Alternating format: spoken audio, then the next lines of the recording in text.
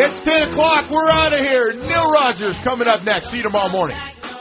No portion of this program may be reproduced without the express written permission of WQAM. How come I can't hear her at all? Broadcast Group Just barely. The biggest names. What are you missing? Best talent. Not much. And your home for I was just thinking JETS-SUCK.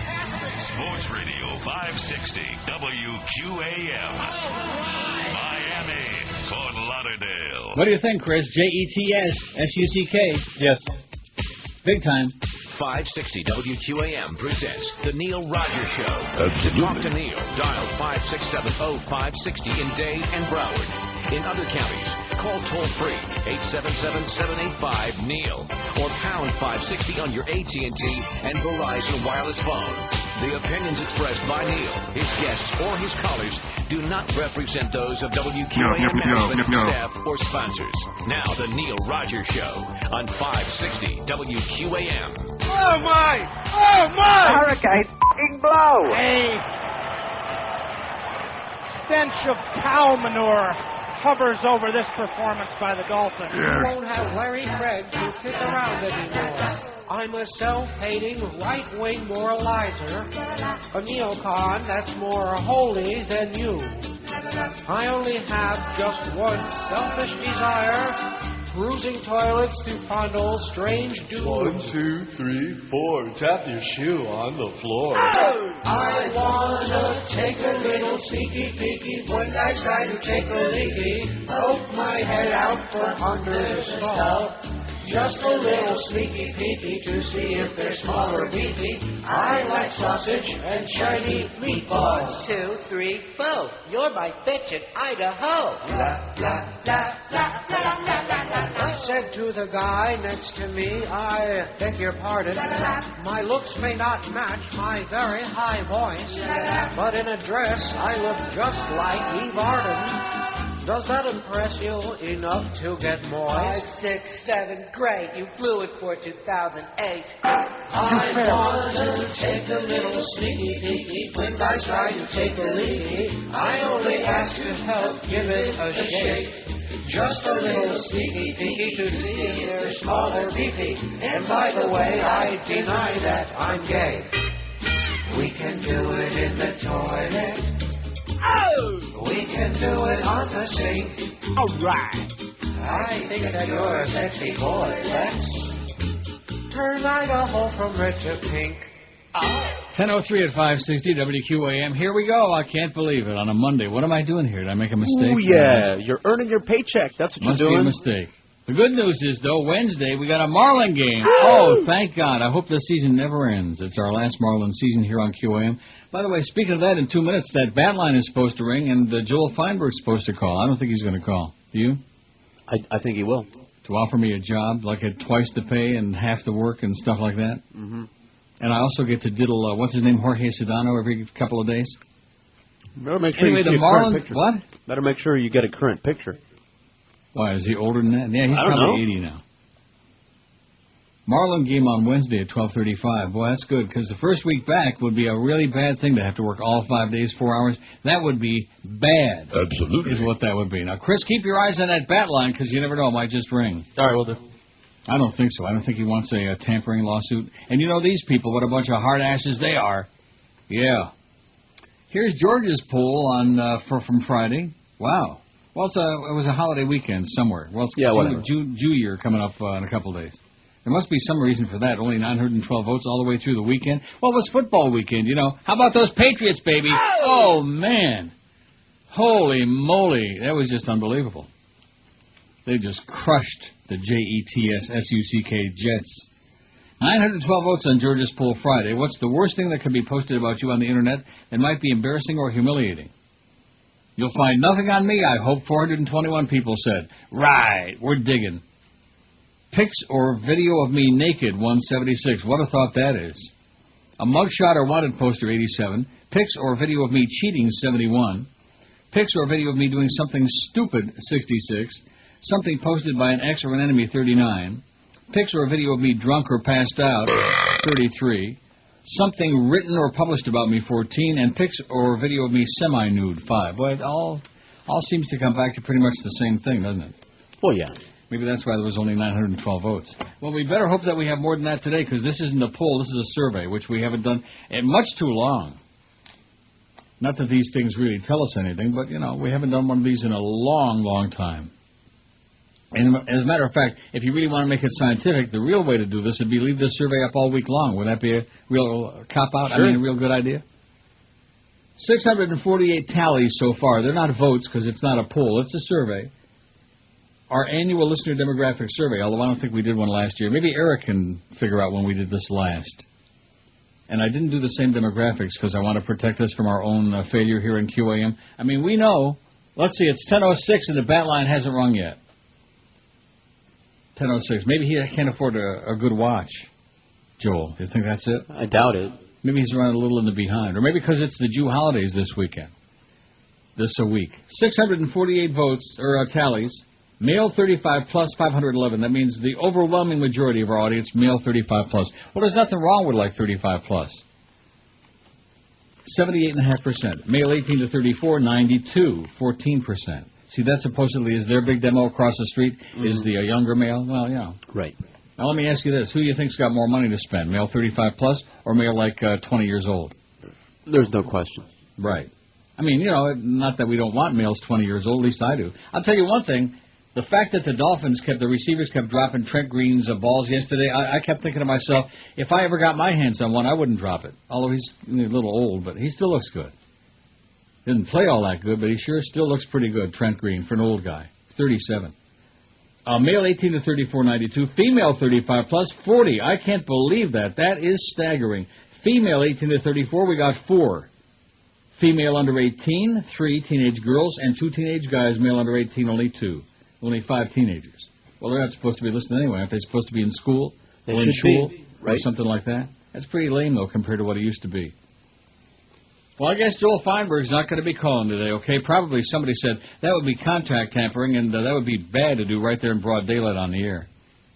If people are wondering what I'm talking about, Thursday on this show, right here on the radio, Joel Feinberg, the big cheese over across the street at the Ticket called in and kissed my ass. Both cheeks, by the way. Rectum. I still got pockmarks. And promised to call in this morning at 10:05 and offer me a job right on the air. We'd negotiate the contract and the whole deal. And as usual, he's not there. See what I mean? Mm-hmm. Liar, liar, pants on fire. Looks like maybe he chickened out. You think that's what it was?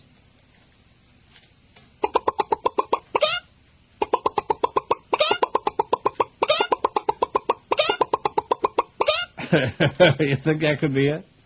Could be. That is maybe bad. he forgot. What? Maybe he forgot.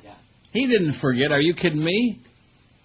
But the whole thing was just a put-on. No wonder. See, I was the only one that got sucked into it. I thought he would actually do it. Didn't you when he was sending you those text messages? I bought all of it. Yeah, well, guess what? He ain't selling it. Because he'd have to buy out the last year and 4 months of my deal. I'm sure he would have to do that. And, of course, these people, they may be stupid. No, not they may be stupid. They are incredibly stupid, but they're not that stupid. Let me give you an example of how stupid they are. 560 WQAM presents The Neil Rogers Show. To talk to Neil, dial 560. Yeah. That guy, if they had paid him for that, and you know damn well they did. In fact, Dan Marino did a live spot on Joe Rosa. I had a spy report from Chris. Dan Marino did a live spot this morning. Everybody does live spots. The janitor does live spots. It's just amazing how stupid these people are. But they're not going to kill the goose that laid the big golden fat one. But we were discussing a little bit ago, before the show. I asked George, I said, how do you think that the day we sat down, the first day after all that technical psychosis, whether they were going to get the studio built and all that other crap, right down to the wire the night before we went on the air, almost 10 years ago. It was December 30th, 1997? That would be right, wouldn't it? Sounds about right. December 30th. About 30, man. 1997. Oh, there he is. Well, better late than never, I guess, huh? Neil. Yes. Where's my intro music? It's 10:09 for Christ's sakes. 4 minutes late. Come on now. There you go. Yeah. That's the best you can do for intro music? We got more. Intro music. Come on. We don't play intro music on the station. Got a request? This is a man station. This is a station for real men. We don't need a Oh, that's right. bunch of pansy candy-ass music. So what do you got, Joel? I love the fact that the big dog was teasing me coming on this morning. Was he? Well, yeah, that's he's a good promoting it. That's a good sign, because at least that means he's involved with this show, which that's the first person in many, many years to actually even make any reference to the fact that I'm on the air. Have you been listening to that garbage? What is it? Have you been listening to that garbage? What do you mean, that garbage? What does that mean? The Jay Jackson Big Dog Show. So in other words, that's the reason that you came on our station, is to knock the rest of our fine programming? That garbage, aren't you the guy that was like crying in his beer because you lost Joe Rose and because you lost the Dolphins? Which, by the way, congratulations on that. Yeah, that was and my condolences on getting the Marlins and the Panthers. Boy, you think you lost money before. Just wait. Well, I got the hockey because I know how much you like it. Yeah, oh yeah, well. So what's going on? I think I better put you on hold and do a break. We got spots to do, you know. Oh. By the way, Dan Marino did a live spot on our station this morning. And how come Jason Taylor hates you like poison? Nice penalty, by the way, Jason. All right. Oh. Stupid. That was lost his cool there yesterday, and then, of course, they lost the game, which I'm sure. Now, are you rooting against the Dolphins this year just out of spite? Not out of spite, but if they lose, it won't bother me. Well, they did. They did, I know. And I saw the accent of that game. How about the accent of the Denver-Buffalo game? There was the game to watch yesterday. Wow. I'm not Did you see the end of that? I'm not a sports fan, so I wasn't watching it. Oh, let's give this guy an hour every day. Okay, hold on a minute. Funnier than I thought it would be. Hold on. You're going to hold on? Yeah, you going to break? Yeah, I'm going to go to a break. Is that okay? We follow formats. All right. Yeah, we follow the format, and we're right on time. Okay, we don't have to be goose to do the break like some non-professional fake sportscasters and broadcasters, like a lot of the guys you got over there, like Stu Gatz. Beware of exploding balls. First, let me be clear. I am gay. I have been gay. Furthermore, I love sex.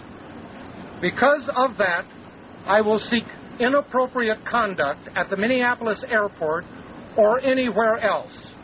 Again, I am gay, and I should have told my family and my friends about it.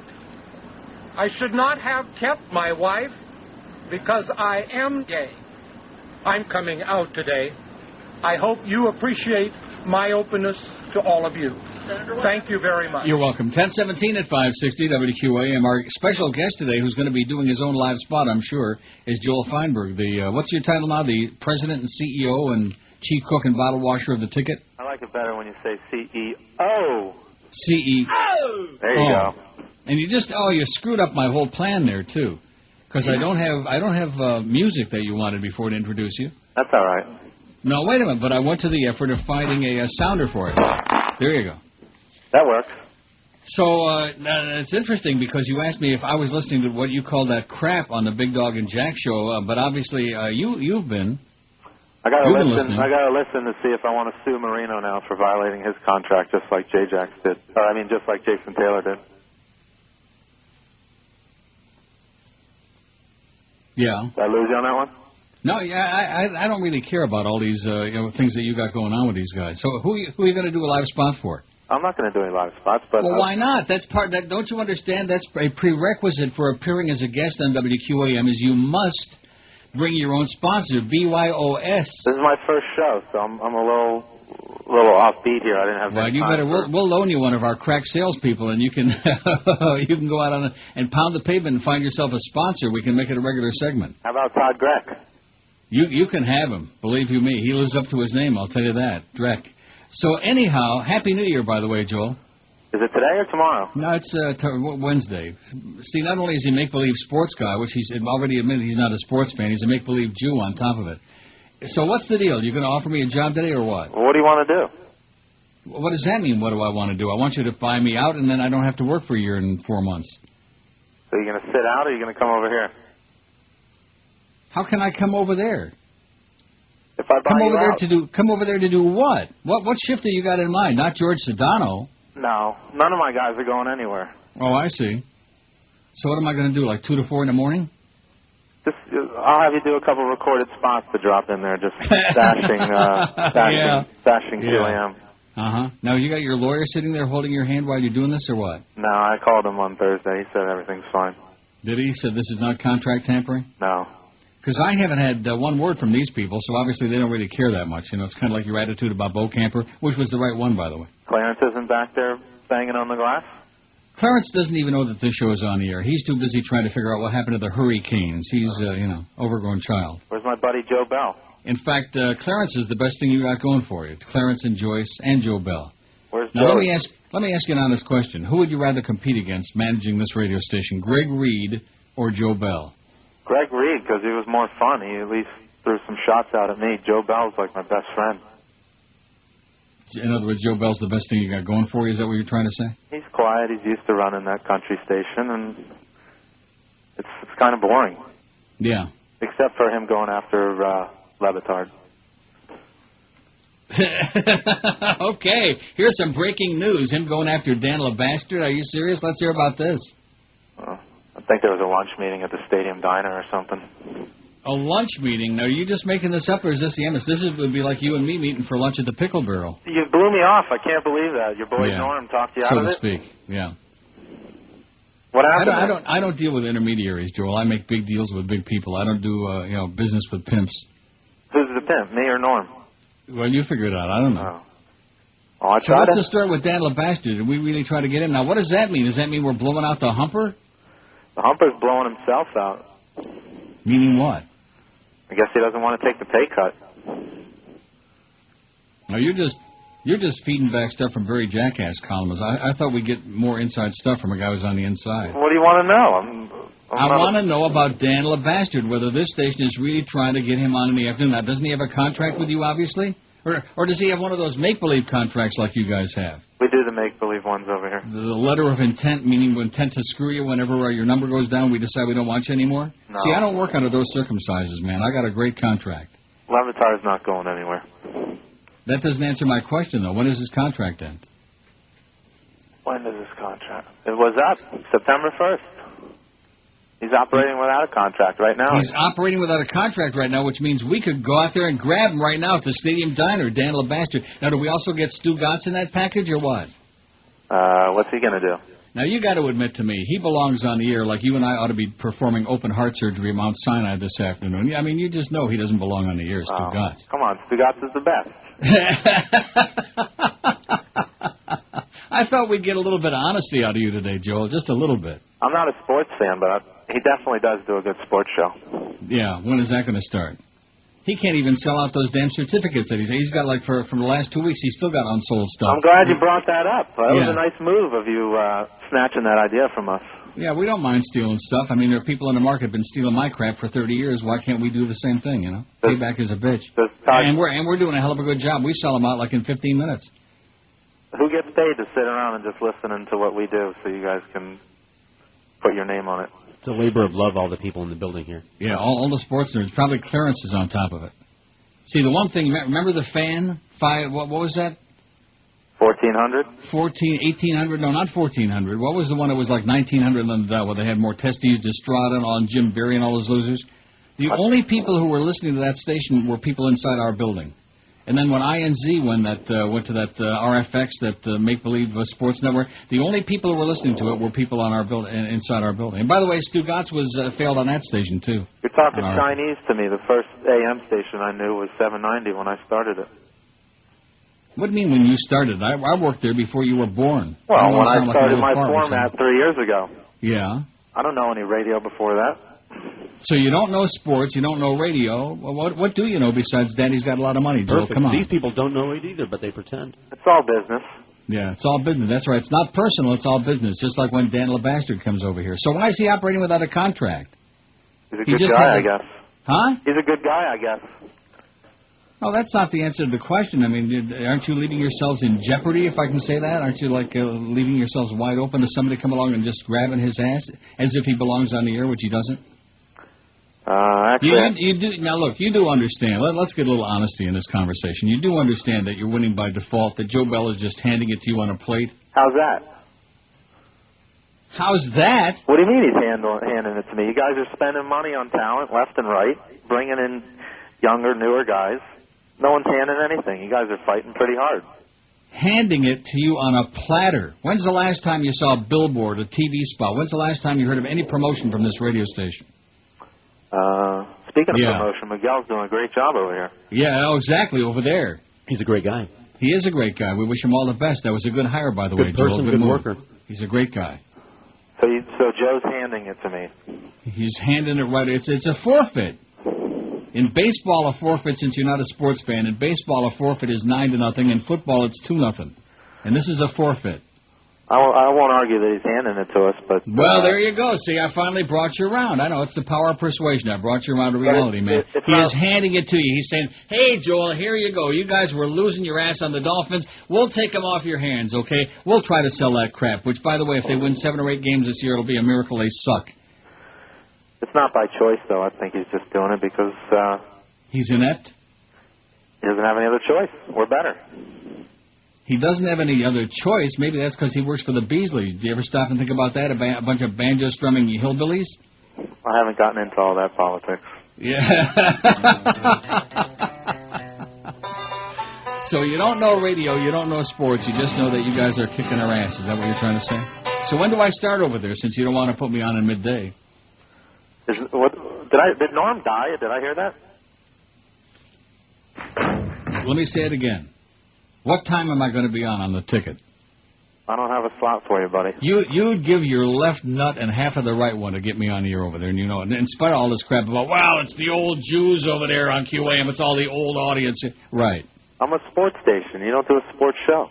Oh, that's right. I'd have to change my tagline from the #1 sports station to the #1 station. To the #1 station. To the #1 station. Yeah. Why would you want to do that? Yeah, why would anybody want to be #1? Why would you want to succeed? Why would you want to own the town? Plus, you'd probably, put a bunch of billboards up and do a lot of promotion, too, and I'm not used to that. I'd probably collapse under the pressure. Yeah, what's up with that? What's up with what? Why don't they spend any money on you over there? Because they've lost their ass on the Marlins, which thank you very much for taking that off our hands. Well, now they're going to lose their ass on the Dolphins, too. Well, you can lose your ass on the Marlins and the Panthers, by the way. That was a hell of a deal. Now you got Geldy over there. But I want you to repeat what you said on Thursday, though. I want to make it very clear, because all these rumors that Mo evidently is behind getting started about him going over there. Mo is not coming. I thought, we want word for word? Yeah. I said, Mo couldn't pay me to be on this station. There you go. There you go. What a memory. And the humper, you said you wouldn't touch the humper with the 10-foot pole. The humper's had his day. He's over and done with. Yeah. Well, he's not that much older than I am, Very interested to hear what he's got today for Joey Porter. The two of them should have a lot in common. Joey Porter? Yeah. You didn't hear that tease? No. You got Mad Dog and Joey Porter. I'm going to tell you, you are obsessed with this radio station, man. If we could find like another 100,000 more like you, we'd have 40 share, man. Hey. You can tell us everything we got on the air 24/7. It's amazing. Instead of paying someone to listen to see what you guys are doing, I do it myself. Good thinking. Thrifty move. It's about, and you'll need to save it when you get the Marlins, believe me. Well, listen, it's been guy. a real treat, Joel. Call us again anytime. You got the bat line number, and when you're ready to talk real turkey, call up Norma and have a nice chat. Tell Joe I said hi. Okay, see you. Later. 28 past 10 at 560 WQAM. Now, what did he say? Stu Gotts does not belong on the air, and Dan LeBastard's working without a contract? Correct. That was about it. Look at that. We got 717 listeners. Eat your heart out, Joel. Okay, I'll tell you what. Every break, what I'm going to do is I'm going to sit here. Right, and just wait for the dead air. Because I don't know how, I mean, you heard the other one. Yeah, that was direct... a contest giveaway thing that they wanted played in the middle of the stop set. Let me say it again. The end of it is an out cue, okay? Yeah, I know. The end of it immediately triggers in my mind, hit the button, start the crap, get back to the show, yada, yada, yada. We have a serious problem on this radio station. It's too bad Joel is already gone, although I'm sure he's listening because he's obviously a big listener. And an idiot. But probably voted on the poll. Yeah, it wouldn't surprise me. But listen, we've got a crisis here in this radio station, and there's nobody to talk to because nobody cares. We've got a program director who's like, I don't know if he's on acid, what the story is with him, but you were telling me before the show that the rejoins are like all screwed up and all wrong. We've got 18 rejoins in every break now that nobody has any idea what the cues are. And here was George on there one day last week talking about running a smooth show and a tight show and all this other stuff. How the hell do you do that when you've got a little boy program director who's, to me it sounds like he's just given up. Am I right? Who's given up? Clarence. There would have had to have been an attempt in the first place before you can give it up. No, you know what I'm saying. It sounds to me like he's just he doesn't know or care he's or like, care to he's know. Like Captain Queeg. You're wrong. You don't know. he doesn't care, and you're a big pain in the ass for giving a crap about something that nobody else cares about. I see. What's it got to do with the game and who won and how they're going to do? Don't let George get all bent out of shape. Yeah. Are we screenless or am I screening today? You're not screening anymore, okay? Thank you. As Thank of you, today, thank you. You're not screening on this show. When George is on, which that won't be for a while yet. A couple weeks tomorrow. at least. Wow. But you know what I'm saying. I mean, there's just nobody you could talk to about these things because we have no radio people in this building. And obviously Joel isn't one of them because he said he knows nothing about radio, he knows nothing about sports. It's just his daddy's got a lot of money, and he's playing Mr. Hotshot. Could he sound any more boring, too? He is, Joel, I hope you're still listening. You know, you are the dippiest person I have ever encountered in my life. I won't say met, because I never met you in person. Maybe in person he's got some kind of a wonderful personality, I don't know. But on the phone, he is the dippiest, dipschmidt is the word I'm looking for. And then he's ripping Joe Rose. In the meantime, he was having a nervous breakdown about losing Joe Rose, and it's the same with everything else. There's no credibility there. That's the problem. Let me say it again. I finally did, a couple of times there in the conversation, turned him around a little bit, got him to admit that we are handing it to him on a platter. It's not like he's got some great product over there on the air. Nothing. He's got a reject from New York that got kicked out of there and has been desperate to try to go back until Imus got canned. He's got Bookster, who's busy doing 85 different ball games and is never on the air. He's got Stugatz, who doesn't belong on the air, and George Sedano, who's a kid who's a big fan of this show. But how did you like that for tapping around the edges of it? Okay, see, didn't he say on Thursday he was going to come on the air and negotiate a deal with me on the air? Something like that, yeah. I'm sure that's what the attorney said. Oh, don't get into that on the radio, my God. There's the evidence right there. It's contract tampering. Joel, you'd give your left arm, forget about the nuts, your left arm and your left leg to get me on that station. 735 tallies on here. That means we got over 700 people listening to this show. I don't know whether to laugh or cry. And what did I say to you before the show today? I said we are starting, or I said to Duff when she came in here, we are starting from scratch. We're scratching. Mm-hmm. We're starting over again. Now, how you do that without any promotion or without any management that's involved, I have no idea. But and with Norma Kent, 740 votes. Maybe Norma did die. Do you think that's true? He tried a couple of times there last week and the week before that.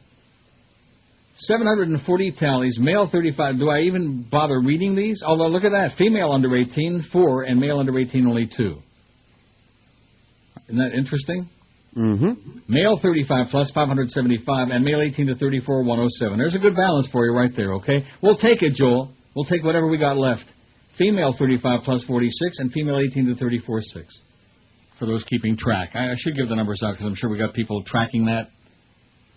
WQAM, hello. WQAM, hello.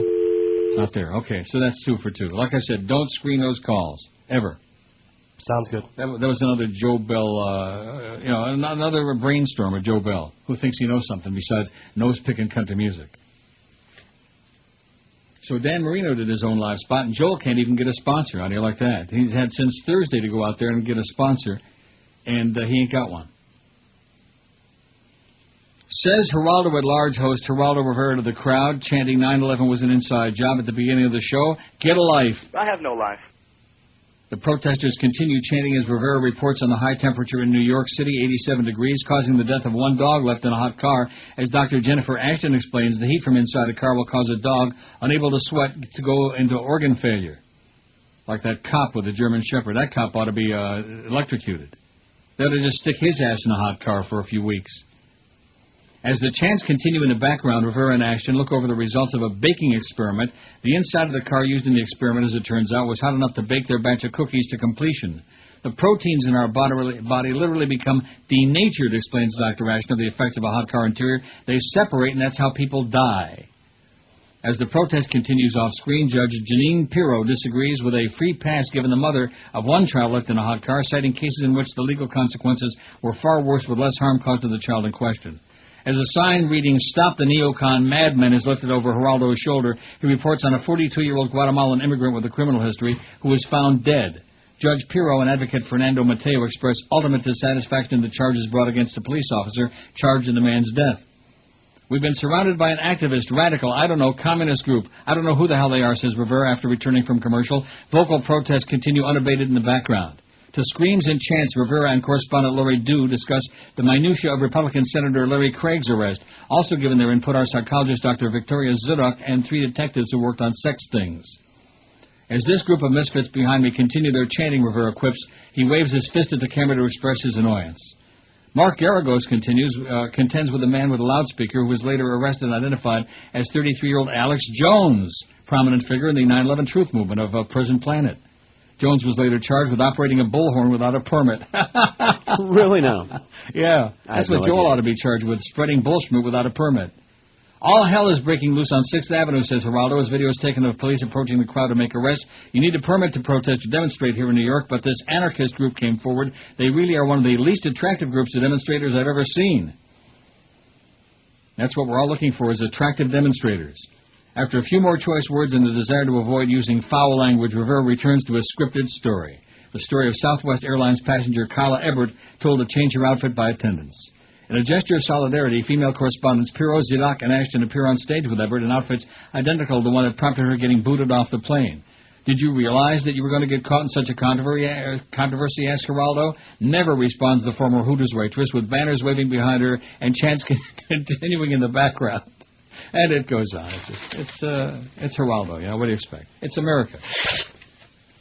734 now. We'll get 1,000 on this, which is not all that exciting. Wouldn't you think we ought to have like 15, 20,000 votes on here if we had any audience left? Nice going, Jolly Joe. You're doing it, baby. What do you say, Jolly Joe or Greg Reed? What do I say about what? Now, it was interesting the way he responded to that question, though, because he said Greg Reed at least, you know, was fun to compete against. Okay, coast clear now?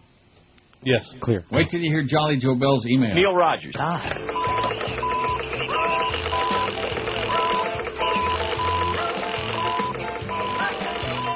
agents listen in. Watch what you're saying. The agents listen in to your conversation. You say you got nothing to hide. Now spread your legs for the FBI after reading that email sent by you. The agents listen in. On you they're spying. The agents listen in. Watch what you're writing. You gave up your privacy. Threw away your liberties. Now you're safer until they come for you. Nobody seems to care. Long as they can keep you scared. You'll find out much too late. You gave your rights away. The agents listen in. This country's crazy. The agents listen in. Stupid and lazy. USA holds you morons. All our rights and freedoms are gone as the agents listen to me and you.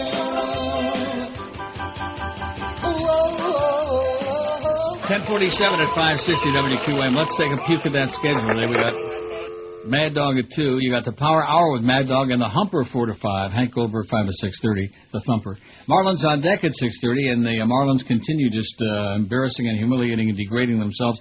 Marlins and the Washington Capitals at Washington Nats. I'm sorry, at 7:05. And game night with Eddie K after the baseball game. Better get your sports straight.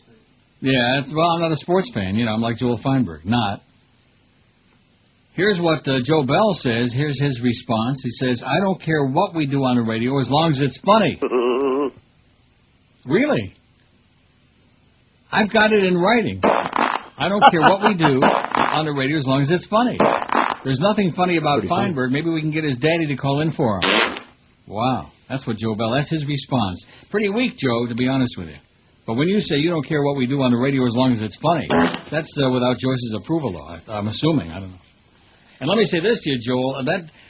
Joe Rose promoted it. Thanks a lot, Joe. At least Joe acknowledges our existence on the radio more than most of the sports nerds on this station for 10 years. It's like we're stuck on an Alcatraz in an island somewhere, all by our lonesome. But Joe promoted it. Didn't get much of a response from our crowd, I'll tell you that, Joel. with that lame-ass performance. 5670560, pound 560 on the Verizon Singular Wireless lines. WQAM, hello. Hey, how you doing, Al? Okay, Good morning. sir. Yes, good morning. Good morning. I'm going to be Good landing morning. with a friend who's turned 50 years old. We're landing in Berlin. We're going to go to Prague and Bucharest. You Yeah. been to Budapest or you been to Bucharest, sir? No. But you've been to Berlin and Prague? I've been to Penn, New York, though. Yeah, Berlin is great. Have a good time. Boring. 567, not as boring as Joel, but who the hell could be?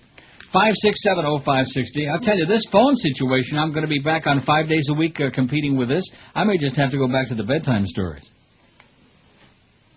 Yeah. Because you can't complain about our calls because we don't have any. Right. But we do have 780 listeners out there, guaranteed. And almost 15% of them are men 18 to 34. Oh, thank God that number's going up a little bit. WQAM, hello. Hey, Neil. Yes, sir. I tell you, that guy from 790, he's becoming chronic. Yeah. Well, he's obsessed with us, obviously. Well, how is it one person who works at a completely rival radio station? He doesn't work there. Else? He's like the big shot. He's the Owner. chief. Yeah. So his job is what over there? Owns. He's one of the owners. Him and his One of daddy the own the owners calling joint. you. Right. Oh, that makes a lot of sense. Yeah. Has he ever heard his afternoon drive show with that Stu Gatz and Levitz? I don't know because he spends all his time listening to us, evidently. Wow. So Yeah. so he gives you spy reports on their station. Correct. No, nice guy. Hey, I appreciate you should thank him for all the notoriety. Not with that kind of terminal sound. No. He's boring. Let's face it. Like I told you, he was boring when he called me here and tried to have a lunch. This crap about I don't have a slot for you, Neil. Right? You got a slot. Rectum. All right. Who the hell are you kidding? Big build-up, and then he called in 4 minutes late. He was probably sitting there waiting, twiddling his thumb. Should I do it? Should I not do it? Like that, And this business about us meeting with Dan LeBastard, were you in on that meeting over across the street at the stadium dining? Was I in on it? Yeah.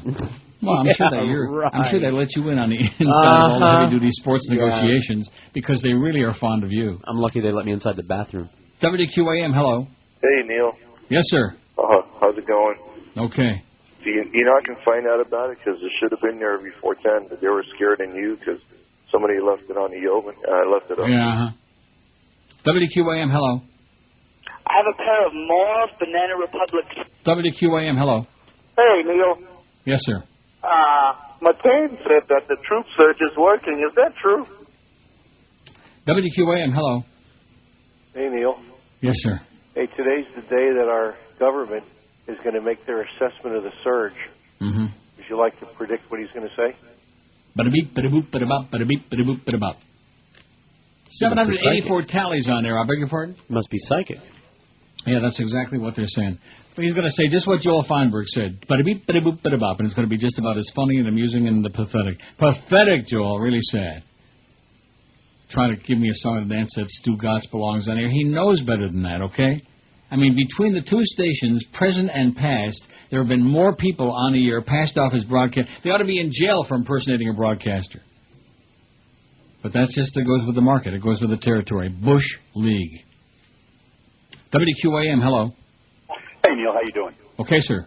Hey, listen, that guy Joel Feinberg, is that guy on antidepressants or something? I mean, Doggy Downers.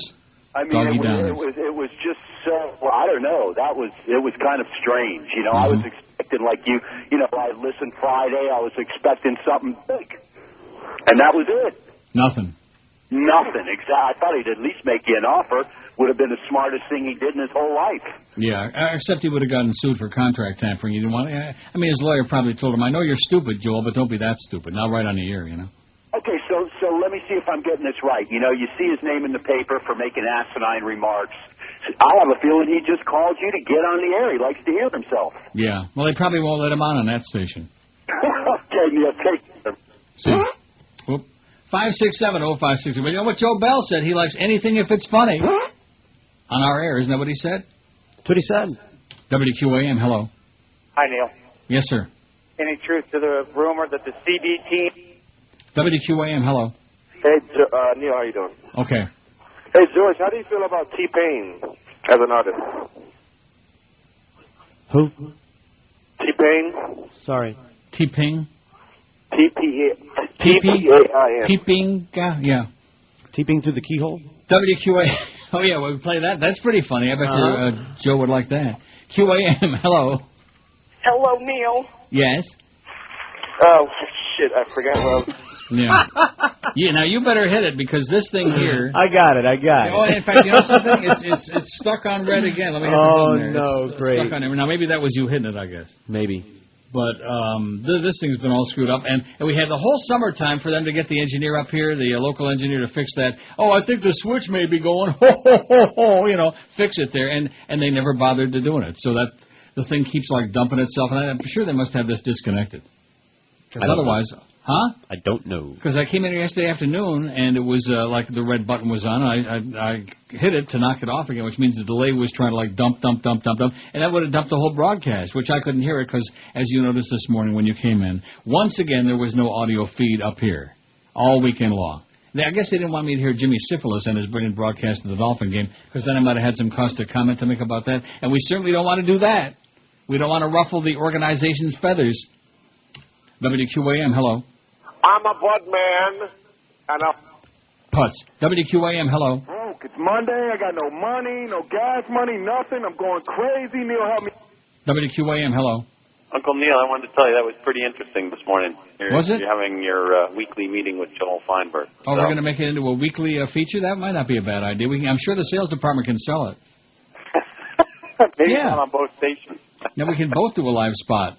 Oh, man, very interesting. And I told you last week about Joe having way too many ads on the air, and they're still doing it. They're just killing that what do you mean they're still doing it? You think it's going to change because you called in and 8 million other people are complaining and blowing their brains out because of it? Want to hear something funny? I called in last week, and they told me they were only doing it for the first week because of all the promotion for the program. And I said, really? So next week it won't be so bad? They said, no, absolutely. We'll be cut them down next week. Absolutely. Absolutely. Yeah, well, at least they got a sense of humor anyway. Good luck to you, sir. We just want the money. Just give us the money, and all the rest of it is just for show. This is the Neil Rogers Show. This is your brain. Any questions? They're back, your favorite Jewish rock and roll nostalgia band.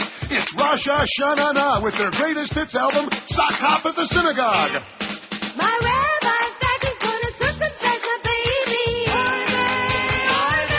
My rabbi said. Yes, Rosh Hashanah has reformed to bring you 12 kosher cuts of hop and Hebrew hijinks. That joy isn't good for Jews. This album should be in every Orthodox rockers collection. Rolling Stone gives it 5 stars of David. Did I wonder, who wrote the book of Job? Sock Hop at the Synagogue, new from Rosh Hashanah. Available at all record stores. We'll talk price when you get here. Don't pass over this album.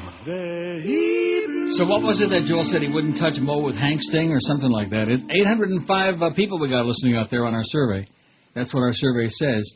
11:01 at 560 WQAM. We're back every day, 5 days a week, starting today. I'm back, and Georgia's sitting there like twiddling his thumbs. Eating I don't want to step on, you might have some hot wax to spin, All right, just let me know. I'll fire Let's some get up. some more of these award-winning phone calls going. Come on, this is up to these people, okay?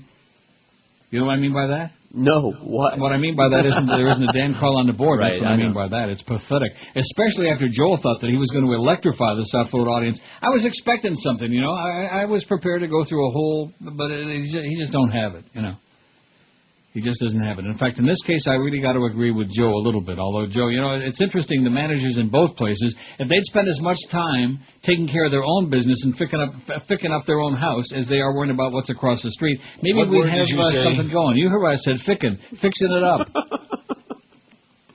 567-0560 and pound 560. It's like the former commissioner of baseball, Ford Frick. And pound 560 on the Verizon and Singular Wireless line. You see where my mind is going? And by the way, I did like when Joel said that Geldy was the squeak master. I like that. That was a good line. I wonder who wrote that for him. Probably Daddy. WQAM, hello. Neil, I hope. WQAM, hello. Welcome back, Neil. It's good to have you back on the air. Is it? Well, we'll take a survey on that, and if the audience don't like it, I'll put George back on. Not at all. But what did I ever do to you? Oh, God. Called. WQAM, hello. Yes, being in radio for 12 years, we know that this is... Yeah, okay, great. WQAM, hello. Hey, Neil, do you think the draft is coming? Do I feel a draft? Yeah, I'll close the window. 567-0560, pound 560 on the Verizon and Singular wireless line. These are the kinds of calls we're looking for, just that there aren't enough of them. That's the only problem. You know what I mean? No, Neil talks to morons 4 hours a day. That's the format. Joel said he liked it a lot. That's why he's listening right now. In fact, he's probably sitting there with a daddy. I don't know how old Daddy is. Think Daddy's an old coot who's like out in the Caribbean somewhere on some island? That's where I'd be. Would you? Not in the Caribbean. Are you kidding me? I'd Well, be you somewhere. would be, yeah. You would be. How do you know that? I don't know. Maybe you'd be in Montana. That's right. George Where the action longs is. for those days, baby. Oh, His yeah. early days in radio when he worked for a mom-and-pop operation where they really knew something about broadcasting. That's right. See, Joel, one thing I will say from him, he's honest. He admitted he knows nothing about radio, nothing about sports. His daddy's got a lot of money, and now he's playing a hot shot with daddy's money. Nothing wrong with that. I think most of us are jealous of that. WQAM, hello. Neil, did you watch any of that Patriot game? What do you mean did I watch any of it? Of course I watched the whole game. What do you mean did I watch any of it? Did you see when that guy Bukaki Thomas kept dropping the ball? What? The guy, Bukaki Thomas. Conky Thomas? Bukaki. Bokaki, yeah. Bokaki your ass. 567-0560, pound 560 on the Verizon and Singular wireless line. He must be confused with the Dolphin game where they kept dropping Trent Green's balls over and over again. Oh, he made a bad mistake. He hit him right in the hands. This is a bad move, baby. Even Larry Craig never dropped that many balls. 817 people on our survey, George. Aren't you impressed? Nope. I'm pretty depressed. I would think that there ought to be a 0 after that number if we had anything going at all, but we don't. Thanks, Jolly Joe. You're worried about Joel Feinberg and his daddy. You ought to be worried about us. You ought to be worried about your little junior program director there who can't find 2 nickels to rub together because they're in his rectum somewhere. Yeah. Jesus, God Almighty! How that child? I'm telling you, he's got to have naked pictures. There's no question. He has to have. WQAM, hello. WQAM, hello. Was the poo-poo on the condom? WQAM, hello. Yes, I want to talk about the Bureau brothers. Are they still in the league? WQAM, hello. Hey, Neil. Yeah. My name's Eddie. My sister was killed in 9/11. She was on the 102nd floor of Tower 2. And I'm just pissed off and wanted to vent. I think this Bush administration should be killed. And, no, don't say that. But, I don't know what I wanted to say. Well, I know there's a lady going after the airplanes, and I give her all the power. They were let off the hook. They didn't have the security. They knew it. They had the forms. They have the information, and they did nothing about it. It's 6 years, and I'm still pissed. I drive around thinking they'll be dead. That's Okay, well, here's one quick solution for you, okay? Go back to New York. Wow. WQAM, hello. Neil, when's your next personal appearance? Crank up some David Cassidy. Oh! WQAM, hello. Hey, Neil. Yes, sir. What's wrong with these calls, buddy? Nothing. I think they're good. Do you? Well, That's what we want. That's the purpose of the show, sir. We talk to morons every day for 4 hours. Now, you're not going to screw it up for us, are you? I hear you, brother. I've been listening to you since 1986, by the way. Mm-hmm. You impressed? Sure. Yeah, I thought you would. And I'm friends with Quarter Slot guy, but I don't have nothing to do with him. He's You're crazy. friends with who? The Quarter Slot guy, I'm friends with him, but I don't have nothing to do with him, really. He's just kind of crazy. Mm-hmm. Now, I'm the Lucy Lopez guy, but one day you're going to hear about that with you. Oh, God. That guy doing a voice now. I'll tell you one thing about you, man. When they become obsessed with you, it's not just like it's like a magnificent it's scary, obsession. really, it is. They're really obsessed. If I were you, I'd be like hiding under the covers all the time. I do hide. Wow. A wild obsession with you and your, whatever. Mm-hmm. Oh, yeah. WQAM, hello. Hey, Neil, tell Ken Jennings when he drops the soap in the shower, do not pick it up. WQAM, hello. Neil, God. Yes, sir. Neil, a long-time listener. I haven't spoken to you in a while. Neil, any anything on the horizon for you to get over to satellite, man. You need that so badly. What are you talking about? What I do would people love keep to coming hear up you with on... this crap? Like the guy that called Thursday. Hold out for FM. Hold out for you. Hold this out. No, What are you people serious, talking about? Serious satellite. You need Ain't to gonna be there, happen, you know. baby. Howard's grabbing up all the money. They got no money, man. Oh, go to XM then. Yeah, well, go find a life, okay? I have no life. Go to XM then. Well, go to Publix, go to the Winn-Dixie, go to 7-Eleven, go to the drive-thru, go, yeah. Old friend of mine had a real good piece of advice. I think I probably should have told that guy. Go to hell. Yeah. 821 people on there. And our 18 to 34 is up to 14%. Aren't you impressed, Joel? I knew you would be. Obsessed. And the interesting part of it is that these two radio stations, you put them together and they're not even radio-ish. That's the part. That's the tip-off on the whole market. You know what I mean? Mm-hmm. They're not even radio-ish. Stu Gotts, who also has a rich daddy, he's general manager who belongs on the air like I said, I should be doing open heart surgery. And a bunch of overgrown children. And look what we got. Wow. Have you seen Clarence? Is he actually there? Is he running around with his clothes off or something? Well, what's the story with him? I think he's just gone nuts. What are you talking about? I'm thinking maybe because we're cursed down there, with those hurricanes getting walloped by Oklahoma, 51-13. I do believe that was the right score, wasn't it, Chris? I didn't just dream that. And with the Dolphins losing to a very mediocre Washington Redskin team in overtime. I like the way the headline there on our QM.com, it says Dolphins blew the game. They they had. At what point did they have a lead in that game? 7-3 at the halftime. Oh, that's right. They did have that. You're right. That's right. But would you say they blew the game, like they had control of that game, like they were winning that game, like anybody thought they were going to win that game? No. Although Trent Green still looks pretty good. WQAM, hello. Yes, George is dead. WQAM, hello. Hey, Uncle Neil, how you doing? Okay, sir. Hey, I need some advice. Now, you might think this is a joke, but seriously, I found a wallet. Okay, no money in it. I contemplated taking it to the local BSO station. Well, what's in it? A license. A driver's license and a couple other miscellaneous things. Yeah, so obviously it's got a name and address, and somebody who would lose their license would want it. So you have to call me to ask what you should do instead of just. No, I know. I could mail it to the guy or bring it to him. But so what's the question? What's the question, sir? Do you think the BSO would actually do anything for somebody? Why would you? Why do you need the BSO to mail a wallet back to somebody, schmuck? Come on, make up a better story next time, will you please? The sad part of it is it's probably true, the BSO. Oh! Call Ken Jenny, see what he can do for you. No, I think you had it. Make up a better story. Yeah, 836 people on that thing. If we don't get to at least 1,000 today. Chuck Hagel is not going to run for a third term, by the way. That's really kind of a shame because he's one of these sane Republicans, He's one of the few moderate Republicans that's been ripping Bush an ass for a long time. Opportunity and the trust. Anybody care? Does it really make a difference? No. All a bunch of crooks, man. They're all stealing, hopping it up. And you wonder why people aren't involved in politics, why people aren't activists, because it's all about, it's like the Ken Jenny story. It's the same crap. There's Larry Craig. He says, I want to take back the guilty plea, okay, and I don't want to resign, and I don't wanna. When a cop stuck his foot next to his under the stall door, that's what he should have said. I don't wanna. Ew, God. Goodbye, Kenny. Kenbo. Let's pack our things and go. Sure. We gotta clean up here and make room for the next bad morning show. That's the situation, sure, dude. Yeah, I know. Sports. There's plenty stations we can go. Sports. To induce a coma. I don't think we gushed enough over all the Nebish columnist Jews. We take pride in broadcasting doo-doo. Sure.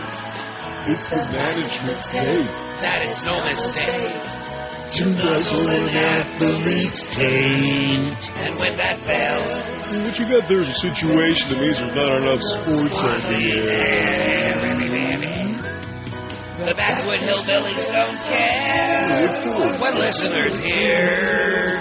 All you need to be successful in radio is 2 or 3 sport hole sycophant queers. Sports. 11:17 at 560. Sports. W. Fired? QAM. I love that. Mm-hmm. 853 people on our tally there, baby. That's pretty impressive. That's weak is what it is. But, you know, you do what you can with what you got. Remember what Ranieri used to say? What we used to say about something about what y'all got. Hold what y'all got till y'all get till you start drooling snot or something like that. 5670560. Pound 560 in the Verizon Singular Wireless line. Calls very slim and grim today, boy, and not really a slap in the face. You know what else is a slap in the face? On MySpace, which rhymes with slap in the face, is most of the people have abandoned yours truly, which it all ties in together. You know, they're all gone. Out of sight, out of mind. I could always blame it on you and say it's because, you know, because I was gone most of the summertime. Well, that's not really blaming it on you, but I'm just saying I could lay it off on your ass. Sure, why not? Well, no, it's just out of sight, out of mind. I wasn't on most of the summertime, and I'm trying to find some. Even Brandon abandoned me on MySpace. When that happens, that's that's the ultimate. You're probably you know better what I'm saying? Although Tony, the UPS guy up in Connecticut, who's obviously off from work today and is going to bug the crap out. Hey, Tony, I know that all the four-letter words go on the internet feed. We know that. We know how it works, Tony. It's not our first day. Just relax. Not supposed calm to. down. What? Not supposed to. Not supposed to what? Go out over the internet because we dump things because they're libelous sometimes. Yeah, it all goes out over the internet. I hate to break Not supposed to. I know. Let me say it again. It all goes over the internet. I know. Let me sir. say it again. I know, and it's not supposed to. Oh, well, tell that to engineering or somebody. I did. And they don't care. What's it got to do with who's going to use the running backs as tight ends? WQAM, hello. Hello, Neil. Yes. I spray painted my erection green. WQAM, hello. Yeah, Neil, how you doing? Okay. You seem very concerned about Larry Craig. I would think you would be more concerned about President Bush, the butcher of Iraq. What are you talking I about? thought you'd be talking about, I'm not talking about either one of them today, sir. I'm not talking about either one of them. And what would you like me to do about the butcher of Iraq? Who has screamed more about it for the last 4 years than I have? You mentioned it, but you should continue. I have mentioned it? Right, I've mentioned it. Sir, Casajois, okay? 5670560, pound 560 on the Verizon Singular Wireless line. And, of course, one has got a lot to do with the other, doesn't it? No. Absolutely, sure. They both make you tap your feet. WQAM, hello. Uncle Neil? Yes, sir. How are you, sir? Okay. I watched the other day a documentary you were talking about called Zeitgeist. Right. It was excellent. Yes, and, it is. I was just wondering, when are people going to finally wake up and They're find not. out that they're living They're not. in a one-state government? They are not going to wake up, sir. Man, Are you listening? Are you listening to the callers? Yes. Now, do you think that these people are going to wake up and cause some kind of a revolution? These are the people, sir. This is America, Zion America, sir. They're not going to wake up. I love when people say that. When are the people going to wake up? Very simple answer. They're not. Not complicated, not worth debating. They are not. Oh. 5670560. Take a look at these phones, baby. They are dead as a doornail, man. Weak. If you think I'm going to try this line, QAM. Medication. See? Yeah, medication is right. Not enough. What a surprise, huh?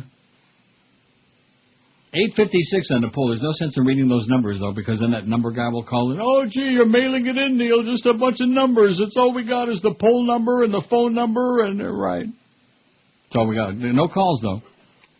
I'm going to go back to my pile. My piles. Do it. The time may be nearing for the Florida Marlins to say whether they'll accept the Orange Bowl site as their future home. Oh, my God. Oh. That's because the elusive chunk of money that stalled the team's hopes for a new state-of-the-art ballpark in Miami may finally be within reach, and for that, Team Brass can thank the University of Miami. The Hurricanes. When UM decided to abandon the Orange Bowl at the end of the season for nicer digs at North Dade's Dolphin Stadium, it freed up $85 million that the city of Miami planned to use to renovate the decaying Little Havana landmark. The Marlins has been their strategy for the past year, refused comment. Miami City manager Pete Hernandez said the team owner, Jeffrey Lurie, indicated he was open-minded about the Orange Bowl site. Right, everybody wants to go there. No. Not. Dade County Commissioner Bruno Barrero said Lurie had told him the property was acceptable. Most of the money, $50 million, came from Dade County bond money. The rest, $35 million in tourist bed tax dollars, belongs to the city of Miami. Though the ultimate decision of how to spend the $85 million will be decided by the county commissioners and the city, influential administrators and elected officials in both state governments said recently they've got no problem targeting it to help financially struggling franchise build a ballpark. There you go. Let's build a ballpark for the Marlins, and then they won't be, then they won't be so pathetic in 20-some games under 500 and losing every day. And then Joel won't lose his ass on the Marlins like we've been here for years and years on QM since the inception.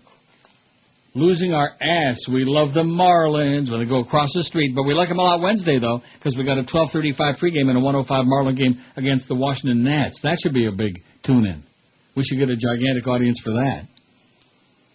WQAM, hello. Papa Boy. WQAM, hello. Hi, Neil. How are you? Okay, sir. Joel Feinberg wasn't telling you the truth. I heard from some other sources on the Internet that said that Mo was going to go to the ticket. And there are a bunch of Farbissina goys over there. You don't want to go there anyway.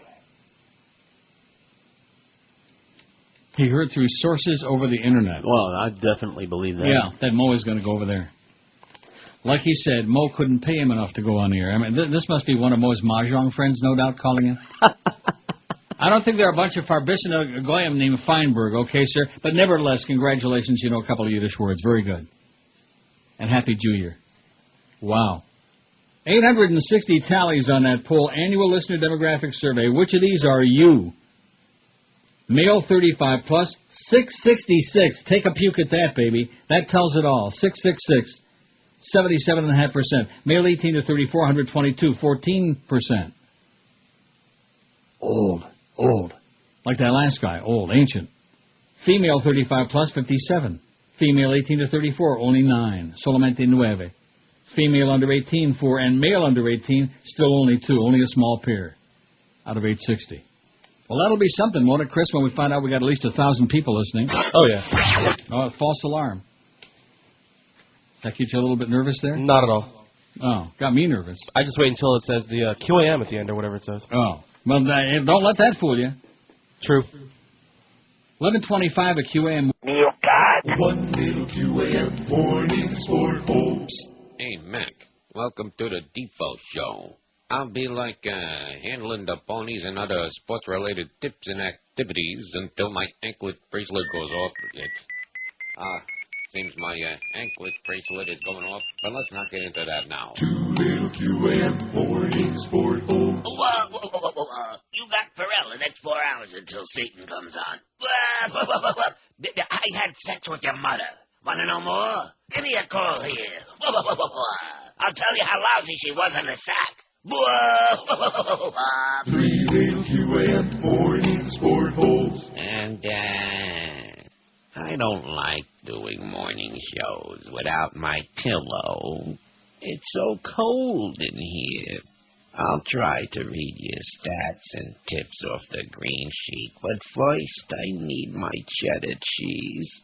Where's my cheddar cheese? And, I like beer. 4 little QAM morning sport hopes.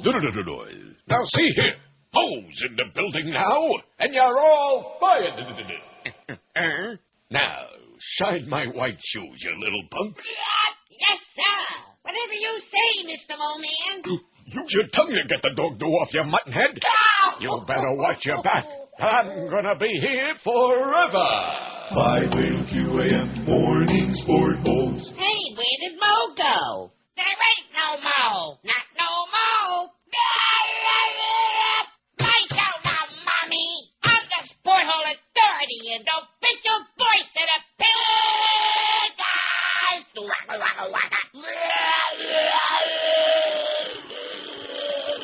6 and 7 little QAM morning sport hopes. Laurel and Hardy, welcome to Colonists on Parade. That's the situation. What a lineup we got for you today. Evan Skolnick and Jaime Schlubadinky. Sure. I mean, what we're trying to say is sports. Gay sports fans who attend programming by the seat of their jockstrap and feast, losing revenue for the sake of homo sport hole queers. 11:31 at 560 WQAM. Just after 1 p.m. Friday, City Council Chairman John Bryan in St. Petersburg walked into City Hall, handed in his resignation letter.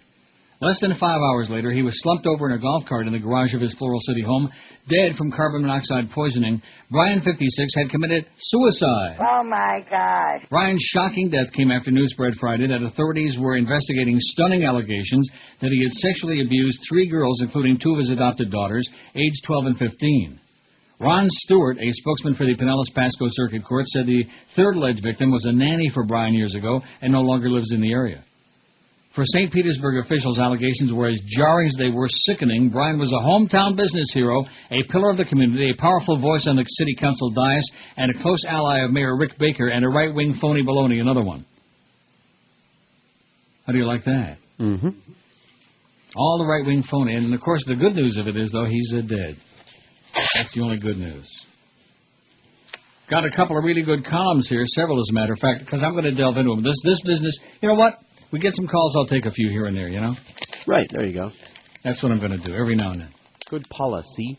They got nothing to say, man. They got nothing. They're just like Joel Feinberg. They have nothing to say. Big build-up. Oh, yeah, Neil, we want the calls. The callers are what the show's all about. Ho, ho, ho. I like that. Like Jolly Joe. Let me say this to you, a little piece of advice. If Jolly Joe tells you something, do the opposite. If he says go left, go right. If he says, oh, yeah. You know you didn't have to tell me that. Oh. Maureen Dowd's column in the New York Times, Old School Inanity. Dying for a daddy, the Republicans turn their hungry eyes to Fred. Fred Thompson acts tough on screen, and like Ronald Reagan, he has a distinctively masculine temper and extremely involved wife. In his announcement video, Mr. Thompson stood in front of a desk in what looked like a law office, rumbling reassuringly that in this dangerous time he would deal with the safety and security of the American people. As Michelle Cottle wrote in the New Republic, far more than puffy-coiffed Mitt and even more than tough guys Rudy and McCain, the burly 6'5", 65-year-old Mr. Thompson exudes old-school masculinity. In Thompson's presence, live or on screen, she wrote, one is viscerally, intimately reassured that he can handle any crisis that arises, be it a renegade Russian sub or a botched rape case. But she wondered, was he really enough of a man for this fight, or just someone who meandered through life, creating the illusion of a masculine mystique? Newsweek reported that some close to the Tennessean question whether moving to the White House is truly Thompson's life ambition or more the dream of his second wife, Jerry, a former GOP operative who was his unofficial campaign manager and top advisor. It took only 2 days of campaigning to answer the masculine mystique question. Fred gave an interview to CNN's John King as his bus rolled through Iowa. To what degree should the American people hold the President of the U.S. responsible for the fact that bin Laden is still at large 6 years later, Mr. King asked. I think bin Laden is more of a symbolism than he is anything else, Thompson drawled. Bin Laden being in the mountains of Afghanistan or Pakistan is not as important as the fact that there's probably al-Qaeda operatives inside the U.S. of America. Usually you can only get that kind of exquisitely inane logic from the President. Who does Fred think is sending operatives or inspiring them to come? Fred is not Ronnie, he's warmed over W. President Reagan always knew who the foe was. Fred followed W's nutty lead of marginalizing Osama on a day when TV showed another creepy fruitcake manifesto by the terrorist who was wearing what seemed to be a fake beard left over from Woody Allen's Bananas and bloviating on everything from the subprime mortgage crisis to the woes of global warming to a Kennedy assassination conspiracy theory to the wisdom of Noam Chomsky to the unwisdom of Richard Pearl to the heartwarming news that the Muslims have lived with Jews and not incinerated them to the need to continue to escalate the killing and fighting against American kids in Iraq. Can we please get somebody in charge who'll stop whining that Osama is hiding in harsh terrain, hunt him down and blast him forward to the Stone Age? Fred must have missed the news of the administration's intelligence estimate in July, deeming al-Qaeda rejuvenated and a persistent and evolving terrorist threat to Americans. Pressed by Mr. King on the fact that the Bush Hawks went after Saddam instead of Osama, Fred continued to sputter, You're not served up these issues one at a time. When they come and you have to deal with them.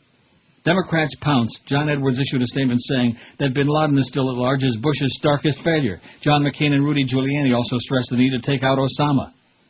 Fred quickly caved on the matter of men in caves. At a rally later in the day, he manned up. Apparently, Osama bin Laden has crawled out of his cave long enough to send another video, and he's getting a lot of attention, he said, and ought to be caught and killed. He continued to insist that killing bin Laden would not end the terrorist threat without realizing that this is true now because by not catching bin Laden, W allowed him to explode into an inspirational force for jihadists. Republicans are especially eager for a papa after their disappointing experiences with Junior. After going through so many shattering disasters, W seems more inexperienced kid than ever. In Australia, the president called Australian soldiers in Iraq Austrian troops and got into a weird to and fro on TV with the South Korean president. W cooperated with Robert Draper, the author of a new biography of him, yet the portrait wasn't flattering. Like a frat president sitting around with the brothers trying to figure out whether to party with Tridelts or Thetas, W asked his advisors for a show of hands last year to see if Rummy should stay on. And W is obsessed with getting the Secret Service to arrange his biking trails.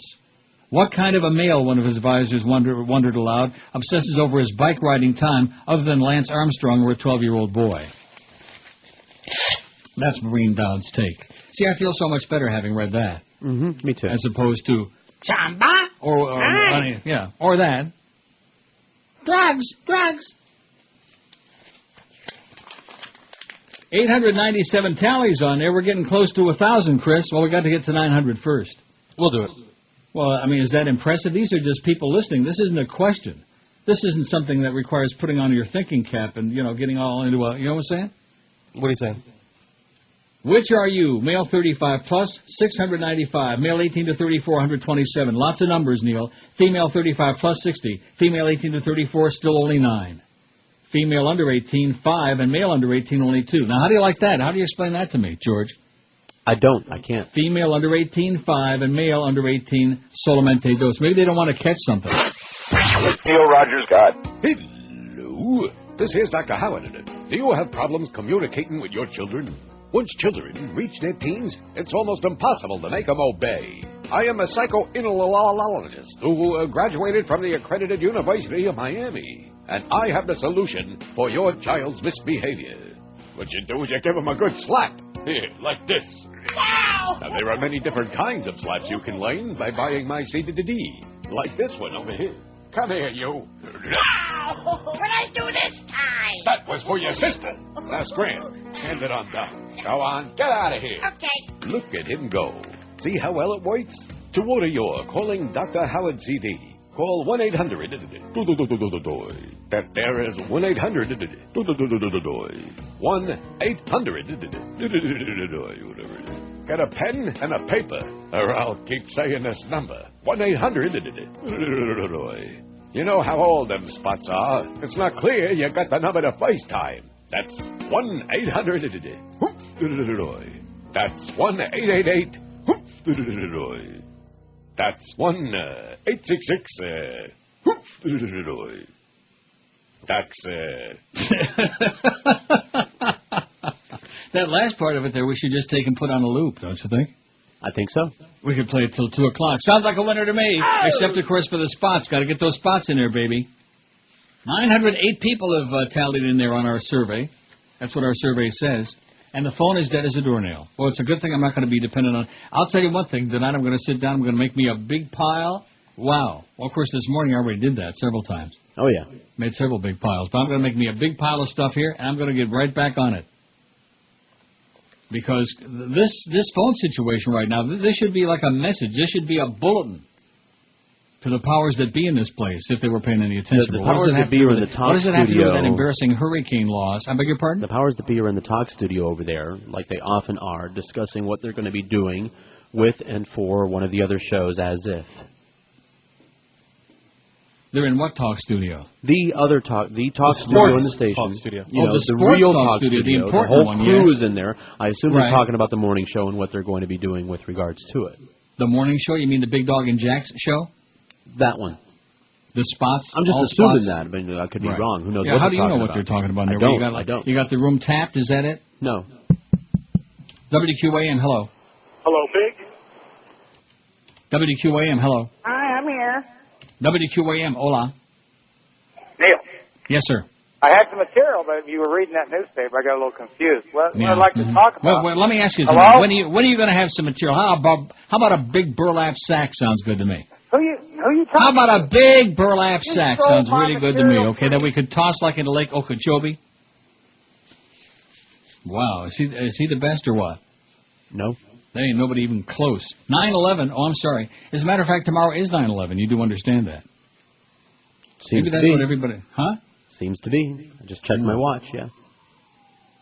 911 people listening. Well, that's about it, too. And when you only got 911, you're expecting a bunch of calls. It isn't going to happen. WQAM, hello. Neil, you're stealing material from the... 567-0560, pound 560 in the Verizon Singular Wireless line. When Senator Larry Craig's daughter went public on ABC's Good Morning America to defend her father, she may have gotten a bit more publicity than she bargained for. Following the show's airing, a reader of Idaho's Boise Guardian tipped the website that there was a warrant for Shay Suzanne Howell's arrest. We checked with officials at the jail, and according to their records, the contempt of court warrant is active, said the Guardian reported. Chances are she may not have been aware of the warrant, and until she became a television personality, few people, including the coppers, linked her name to Craig. The coppers. Don't you love that? Well, that's the Guardian, you know, those Brits, the coppers. The ABC News blog, Political Punch, said the appearance may have reawakened Idaho authorities' interest in the case, reporting that Howell was charged with unlawful entry and malicious entry to property in November of 2006, according to Boise's Ada County Courthouse. Can you imagine what kind of a place that must be, Boise, Idaho? I don't know. Better than here? Oh. Well, I could have said that about anywhere. But she missed her court date April 9th of this year. The arrest warrant was issued as a result of her failing to appear in court, the blog's Jack Tapper wrote. Oh, no, Larry Craig's daughter, and the blog is written by Jack Tapper. Wow. Howell told ABC that her arrest warrant has nothing to do with my dad's job, and said her charges were related to re-entering her own home during a very difficult divorce. Caught going into a house without permission and damaging property, according to a Boise Police Department spokesman, Howell was given a summons, but not originally arrested or booked. The contempt warrant for Howell's arrest, other documents, can be viewed at the Smoking Gun for those who care. Which in this crowd, I'm sure that all the people who are calling today will be all over that like stink on Greg. WQAM, hello. QAM, hola. Out there. WQAM, hello. This is Win Dickerson, KRUT. WQAM, hello. There's a stench of jealousness hovering over 560. Isn't there? Yeah, I know where the stench is coming from, too, okay? Just sniff your pits, babe. Just sniff them. You haven't been talking to him all summer, have you? No. Well, that's because Chris has been screening your calls. Now, you're not telling me that I ought to screen the calls. That Chris ought to screen not the at calls. all. No, I wasn't asking you, Fatso. Oh, okay. I'm not telling you anything. No, I'm just asking. I'm asking for your, Yeah. We should? Yeah. Okay, well, screen him. And Yeah, don't it's blame me. broken. Blame your buddy George, okay? Blame him, not me. I'm going to go beat him up right now. 5 seconds. Don't beat him up. Screen the calls, okay? Do what you're told, mister, okay? If you want to continue making $2.50 an hour and getting all the free lunches that we can heap on you. 12 years at least. I mean, how long before you decided that you didn't want Look how to? angry you are now. So you're trying to make me telling you, angry. look at the gray And the hair. thing of it is, he won't do it either. He's not doing it. He's busy talking to you. Oh, he doesn't do it when I'm on either. So Even when he does do it, he's so slow that it's just, Well, he doesn't want to. I don't blame him for not wanting to, so he's reluctant. Yeah. Nevertheless. And that's been the story with all, and some of you people created that. I don't want to mention any names. It was the same with Cordes, the same thing. I don't wanna. I don't wanna. Well, that's your job. I don't wanna. I did it anyway. I took him. I don't wanna. WQAM, hello. WQAM, hello. Neil, Yes. President Bush says we are kicking ass in Iraq. Yeah. What's your opinion? WQAM, hello. Hey, Neil, good morning. Yes, sir. Glad to have you back, sir. The I morning can show see. I can tell timeline- that, man. What a welcome back. What a reunion this is today. The morning show timeline bit you have is hilarious. Now, the other thing is, I'm a little down because the Dolphins lost, but can you imagine how bad Jim Manish must feel today? Yeah, Michigan got one. Michigan. The Ducks. All right, the Neil, Ducks thank you wiped very them out much, again. buddy. They're having problems. Oh yeah, you're welcome, sir. Thanks very much.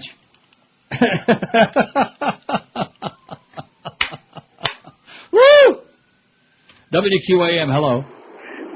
There's this embarrassing part of the Hurricane pregame show that I'm sure Chris Whalen could tell you about, where Clarence and Curtis and DBJ actually pretend to be Hurricane coaches, and they talk to each other, taking on the persona of the coaches. It's pretty embarrassing, and that kind of tells you how childish Clarence is, I think, because it's probably all his idea to do that segment, right? I'm sure it was. He gets to be Randy Shannon for the day. Okay, Pretty great. cute. Especially after Saturday. That's excellent. 5670560. Nice going, Clarence. You simpleton. You fairy. Wow. And Joe Bell's writing me emails about Joel Feinberg. Wow. It's right there in front of your nose, fat ass Jolly Joe. It's right there. He's right there in that room next door. He's right in there. You can go and put your hands around his neck and squeeze until the blood is all drained out of his... Oh, my God. You know what I'm saying? Yeah. By the way, there was a pretty good movie on cable the other day, which I've seen a million times now. And it doesn't have really like a good review on IMDb, but who cares about that? It's called The Neighbor with Rod Steiger. That sounds real familiar. Do you ever see that with that young couple and she's pregnant and they move into this old house and he's the next door neighbor and come to find out she looks just like his dead mother? That sounds very familiar. It's an old movie, right? Like older. With Rod Steiger. I think I saw that a long time ago. The Neighbor. It's pretty good. If you're really bored to hear somebody, and it sounds, Rod Steiger's great. I never saw a movie with Rod Steiger that I didn't like. Ditto, kiddo. And he's dead. WQAM, hello. Hi there, Neil. Yes, sir. I remember the mid-90s. No kidding. Good job, Chris. WQAM, hello. Your phone screeners need to be reprimanded. God, he sucks. It's him again. WQAM, hello. QAM. Hello? Yes. It's Neil? Yes. How you doing, Neil? Okay. I was calling, you ever watch Countdown with Keith Olbermann? Not anymore. Why not? I'm not going to go through it again, sir. What can I do for Oh, you? what I was just saying, though, his special comments, he has a special comment, like, toward the end of the show. Yeah. And he talks about Bush and all that, and he's right on with, what he be saying about what's going on in the war. Yeah, he's right on with what he be saying, yeah. WQAM, hello. Neil. Yes. Hey, I just saw this movie last weekend, Balls of Fury. You might like it. It's funny. Yeah. Yeah, and the main guy looks like you, big and fat. 5670560. Now we're starting to get a little bit more like what I'm looking for. And pound 560 in the Verizon Singular Wireless line. 921 there on the survey, by the way. The fact that it's almost noon and we still don't have 1,000 people that have just checked in on there, that's not a good sign. I'm thinking, you're talking about spinning wax. I'm thinking music, man, now that Rick Shaw has hung it up. Telling you. I'm thinking oldie moldies, man. I got a pretty good collection here to start, too. I could go right across the street and just stock up like crazy. Play better stuff than... Why did Rick Shaw kiss Bob Hamilton's ass so much when that day he was on with me? I give up. Didn't you find that rather disturbing? I guess he really meant it, though. I mean, he was sincere. He said he was a real radio guy and a great guy. He just kind of like Joel Feinberg, a real radio guy. WQAM, hello. Hello, Neil. That was a black man. WQAM, hello. Good morning, Neil. How are you today? Okay, sir. What was the reason for Joel Feinberg calling the station? You never really went into it. Because he's a jerk. Was he just trying to pull your chain, or was he? No, was he just really trying to get you away just from a jerk. your way That's out? all. Because he had George's cell phone number, and therefore he called in last Thursday and was going to call and negotiate a deal to hire me over there today on the air at 10:05. And just because he's got an ego, he's got. Listen to me. He's got daddy's money. He's a bored rich guy with too much money. He's got too much time on his hands. Well, then take some of his money away from him. Nothing wrong with that. Go where the best deal goes. Yeah, okay, thank you. I'll go to Sirius, I'll go to XM, I'll go where the best deal is, I'll go over to the Mini Mart, and I'll buy some Spam. Seriously, it's just, if you could sell stupidity by the pound, can you imagine? Well, you wouldn't sell it in this town. They already got some. They already got lots. WQAM, hello. Hello, Neil?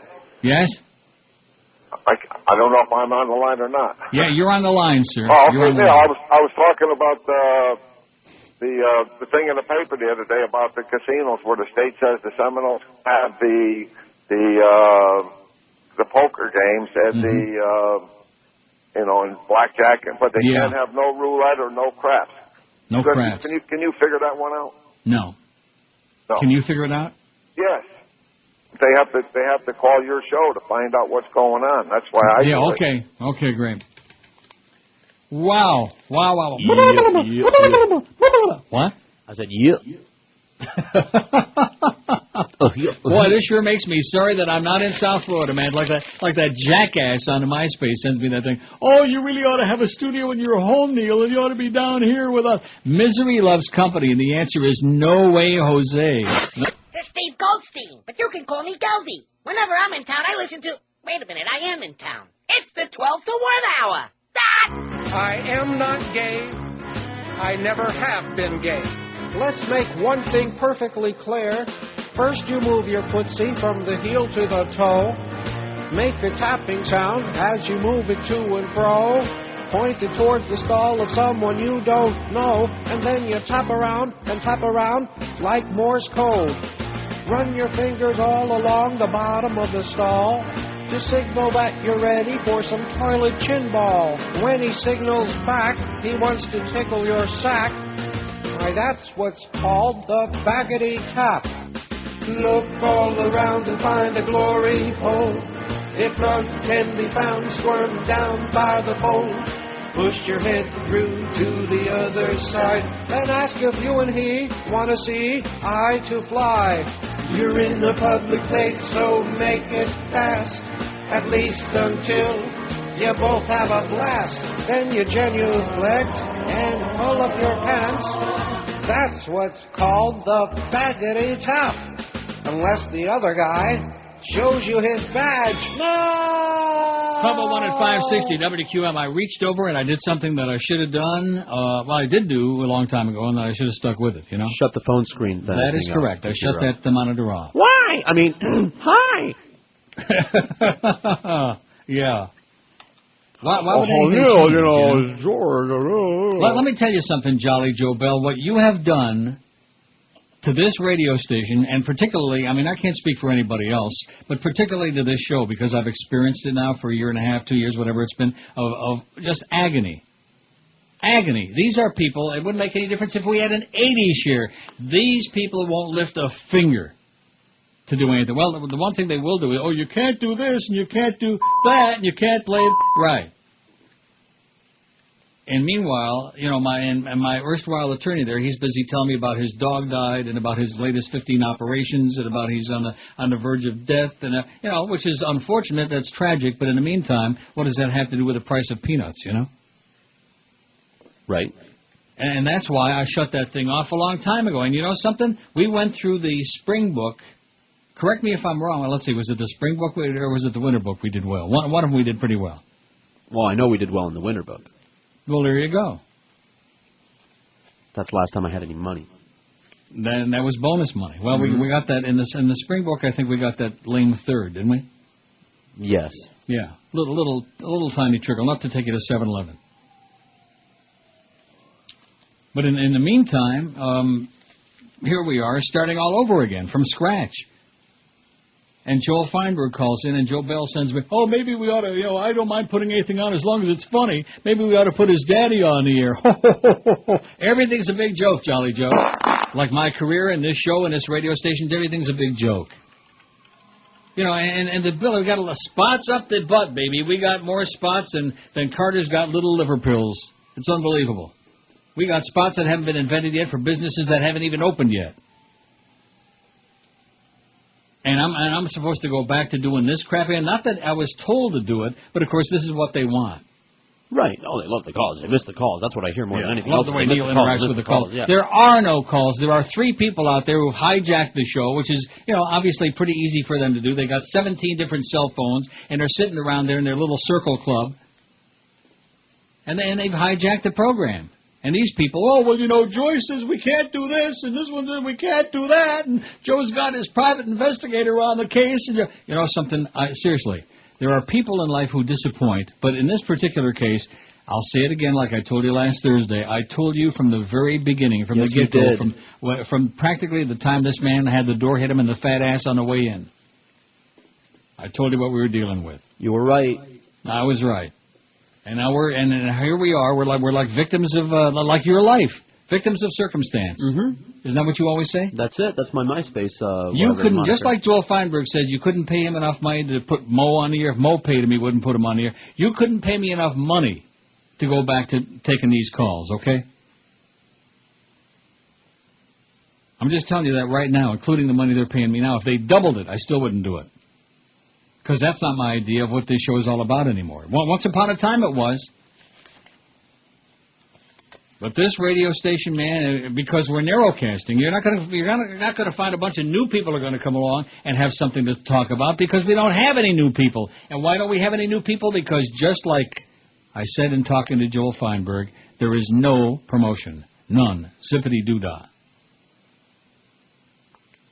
Joe Rose is on, by the way, in a station with, what's his name, Jason Jackson? Correct. Did I get it right? Well, that was just by accident. 7 to 10 every morning, Monday through Friday. Who knows about it? Does anybody know about it except those people already who were listening? Of course not, because there isn't one word. Unless people read Barry Jackass, there isn't one word about it anywhere. There isn't even a guy with a sandwich board running up and down Las Olas. Hey, guess what? Joe Rose is back on QAM. Nothing. Zippity-doo-dah, zippity-yay. Well, we lost so much on the Marlins. Yeah. And, of course, that must be our fault. Didn't you tell them to sign up the Marlins for 100 years so we could lose our ass? I did, but I told the Marlins that are like 20-some rate. games under 500 and lose every day. And, it's interesting. I was watching, and I know I shouldn't admit this, I was watching about a half inning of baseball last night, Sunday night baseball. Who the hell was playing? Indians and the Angels, I think? I think so. Whatever the hell it was. And I watched a little bit of it, and they were showing Major League Baseball attendance. They were talking about the steroid scandal and the congressional hearings and all this other stuff. And they showed Major League Baseball attendance keeps increasing every year, and they broke the all-time record last year, and they said they're going to break it again this year. And I thought to myself, that's in spite of the Tampa Bay Devil Rays and your Florida Marlins, who couldn't draw flies to a manure pile. And they're talking about, we got $85 million, let's go build them a stadium where the Orange Bowl was, where nobody wants to go, and all this other crap. Force-feeding stuff where people have no interest. Frank Rich writes in the New York Times, as the Iraqis stand down, we'll stand up. It'll be 9/11 all the time this week as the White House yet again synchronizes its drum beating for the Iraq War with the anniversary of an attack that had nothing to do with Iraq. Ignore that fog and focus instead on another date whose anniversary passed yesterday without notice, September 8th, 2002. What happened on that Sunday 5 years ago is the Rosetta Stone for the administration's latest scam. That was the morning when the Bush White House officially rolled out its fraudulent case for the war. The four horsemen of the apocalypse, Cheney, Rumsfeld, Powell, and Rice, were dispatched en masse to the Washington talk shows, where they eagerly pointed to a front-page New York Times article amplifying subsequently debunked administration claims that Saddam had sought to buy aluminum tubes meant for nuclear weapons. We don't want the smoking gun to be a mushroom cloud, said Condoleezza on CNN, in introducing a sales pitch concocted by a White House speechwriter. What followed was an epic propaganda onslaught of distorted intelligence, fake news, credulous and erroneous reporting by bona fide journalists, presidential play-acting, congressional fecklessness. Much of it had been plotted that summer of 2002 by the then-secret White House group WIG, W-H-I-G, White House Iraq Group, a small task force of administration brass charged with the Iraq con job. Today, the spirit of WIG lives in the Stay the Sturge propaganda offensive that crests with this week's congressional testimony of General David Petraeus and Ambassador Ryan Crocker. History is repeating itself in almost every particular. Even the specter of imminent nuclear holocaust has been rebooted in President Bush's arsenal of rhetorical scare tactics. The new WIG is a 24/7 Pentagon information war room conceived in the last throes of the Rumsfeld regime and run by a former ABC News producer. White House facts about the surge's triumph are turning up unsubstantiated in newspapers and on TV. Instead of being bombarded with dire cherry-picked intelligence about WMD, this time we're being serenaded with feel-good cherry-picked statistics offering hope. Once again, the fix is in. Mr. Bush's Oh, look at that. I'm out. Wow. You're out? I'm here. Okay. Once again, the fix is in. Mr. Bush's pretense he's been waiting for the Petraeus-Crocker report before setting his policy is as bogus as his UN charade before the war. And once again, a narrowly Democratic Senate lacks the vote to stop him. As always with this White House, telegenic artificial realities are paramount. Exhibit A, of course, was last weekend's precisely timed surprise presidential junket. Mr. Bush took the measure of success on the ground here in Anbar, as he put it, without ever leaving a heavily fortified American base. A more elaborate example of administration Disneyland can be found in these bubbly Baghdad markets visited by John McCain and other dignitaries whenever the cameras roll. Last week, the Washington Post discovered that at least one of them, the Dora Market, is a Potemkin village, open only a few hours a day and produced by $2,500 grants, a.k.a. bribes, bestowed on the shopkeepers. This is General Petraeus' baby, Staff Sergeant Josh Campbell told the Post. Personally, I think it's a false impression. Another U.S. officer said that even shops that sell dust or merely intend to sell goods are included in the Pentagon's count of the market's reopened businesses. One Baghdad visitor left unimpressed was Representative Jan Schakowsky, a Democrat from Chicago, who dined with a delegation in Crocker's Green Zone residence last month while General Petraeus delivered his spiel. He's spending an awful lot of time whining and dining members of Congress, she told me last week. Though the menu included that native specialty lobster tortellini, the real bill of fare, Ms. Schakowsky said, was a rigid set of talking points. Anbar, bottom up, decrease in violence and success. In this new White House narrative, victory has been downsized to a successful anti-terrorist alliance between Sunni tribal leaders and the American military in Anbar, a single province containing less than 5% of Iraq's population. In truth, the surge had little to do with this development, which was already being trumpeted by Mr. Bush in his January primetime speech announcing the surge. Even if you believe that it's a good idea to bond with former Sodomists who may have American blood on their hands, the chances of this bottom-up model replicating itself are slim. Anbar's population is almost exclusively Sunni. Much of the rest of Iraq is consumed by the Sunni Shiite and Shiite civil wars that are MIA in the White House talking points. The decrease in violence table is even more insidious, though both General Petraeus and a White House fact sheet have recently boasted of a 75% decline in sectarian attacks. This number turns out to be as cooked as those tallies of Saddam's weapon sites once peddled by Whig. As the Washington Post reported on Thursday, it excludes Shiite on Shiite and Sunni on Sunni violence. The GAO, which rejected the fuzzy math, found overall violence unchanged using the methodology practiced by the CIA and the Defense Intelligence Agency. And it goes on. There's more to it, but I don't have time because we got to do a break. We got spots, you know what I'm saying? Mm-hmm. You get the drift. Not as much as that morning show. I beg your pardon? Not as many as that morning show. But not as many as that morning show, but then again, nevertheless, who does? Important. 12 minutes past noon at 560 WQAM. Hey, guys, I'd like to discuss a topic all sports fans should know something about. Wine. That's right, I said wine. Look, your tastes have evolved. Tailgates have changed from hot dogs to tri-tip. Pickup basketballs become a round of golf. And you've started to notice that there are beverages other than beer. Dancing Bull makes award-winning wines that are always priced right with a variety to suit every sports fan's taste. That's why they're consistently rated a best buy. If you're looking for the right wine, remember, Dancing Bull takes wine seriously, so you don't have to. Dancing Bull Wines, Healdsburg, California. Biggest names. The best talent. This is Neil Rogers. Holy Mackinac! This is Joe Bowen, the voice of the Toronto Maple Leafs, and you're listening to the Hockey Authority, Neil God. Yeah! What's up, y'all? This your boy D-Mike. You see, I usually do songs with, like, hooks and concepts and shit, right? But that, man, I'm trying to go platinum. So I'm about to rock this. Check this out, y'all. Read a book, read a book, read 'em up. Book, read a book, read a book, read 'em up. Book, read a book, read a book, read 'em up. Book, read a book, read a book, read 'em up. Book, R-E-A-D-A-B-O, okay. R-E-A-D-A-B-O, okay. R-E-A-D-A-B-O, okay. R-E-A-D-A-B-O, okay. Not a sports page, not a magazine, but a book. Book, yeah. Not a sports page, not a magazine, but a book. Book, yeah. Not a sports page, not a magazine, but a book. Book, yeah. Not a sports page, not a magazine, but a book. Book, that one. Read a book, read a book, read 'em up. Book, read a book, read a book, read 'em up. Book, read a book, read a book, read 'em up. Book, read a book, read a book, read 'em up. Book, R-E-A-D-A-B-O, okay. R-E-A-D-A-B-O, okay. R-E-A-D-A-B-O, okay. R-E-A-D-A-B-O, okay.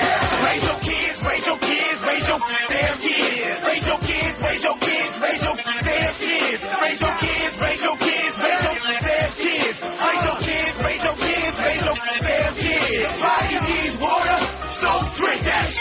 Body needs water, so drink that. Your body needs water, so drink that. Your body needs water, so drink that. Buy some land, buy some land. Spin it real, buy some land, buy some land. Spin it real, buy some land, buy some land.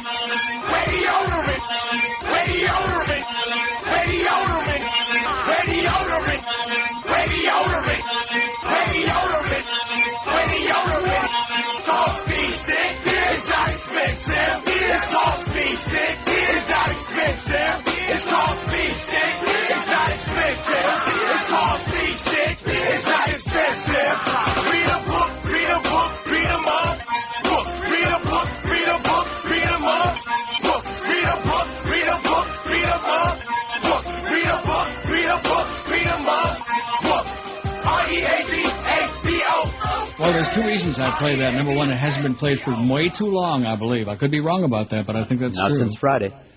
Oh, you played it Friday? Sure, we had food in. Like I said, that's time. way too long. And number two, it's long. Yeah. You know? I do. My mind at this moment, this is September 10th, 2007, and my mind at this moment is like scrambled eggs. Okay. If I were you, I would find Joe Bell, right? Of course, he's probably out to about 2-3 hour lunch right now. Or they're still in that meeting over there. Are they still having a big meeting in that I don't talk know. studio? I haven't been in the hallway since I told you that. Well, Chris ought to be real happy now because you're never going to have to screen another call on this show while I'm doing it. Coolin'. What'd you call me? Culo. Yeah. Besame culo, he said. Not very nice. Real nice. Rectum. Real sweet, okay? Well, you know what Joe Bell said? He said if it's funny, he wants it on our air, you know, which I thought was most amusing.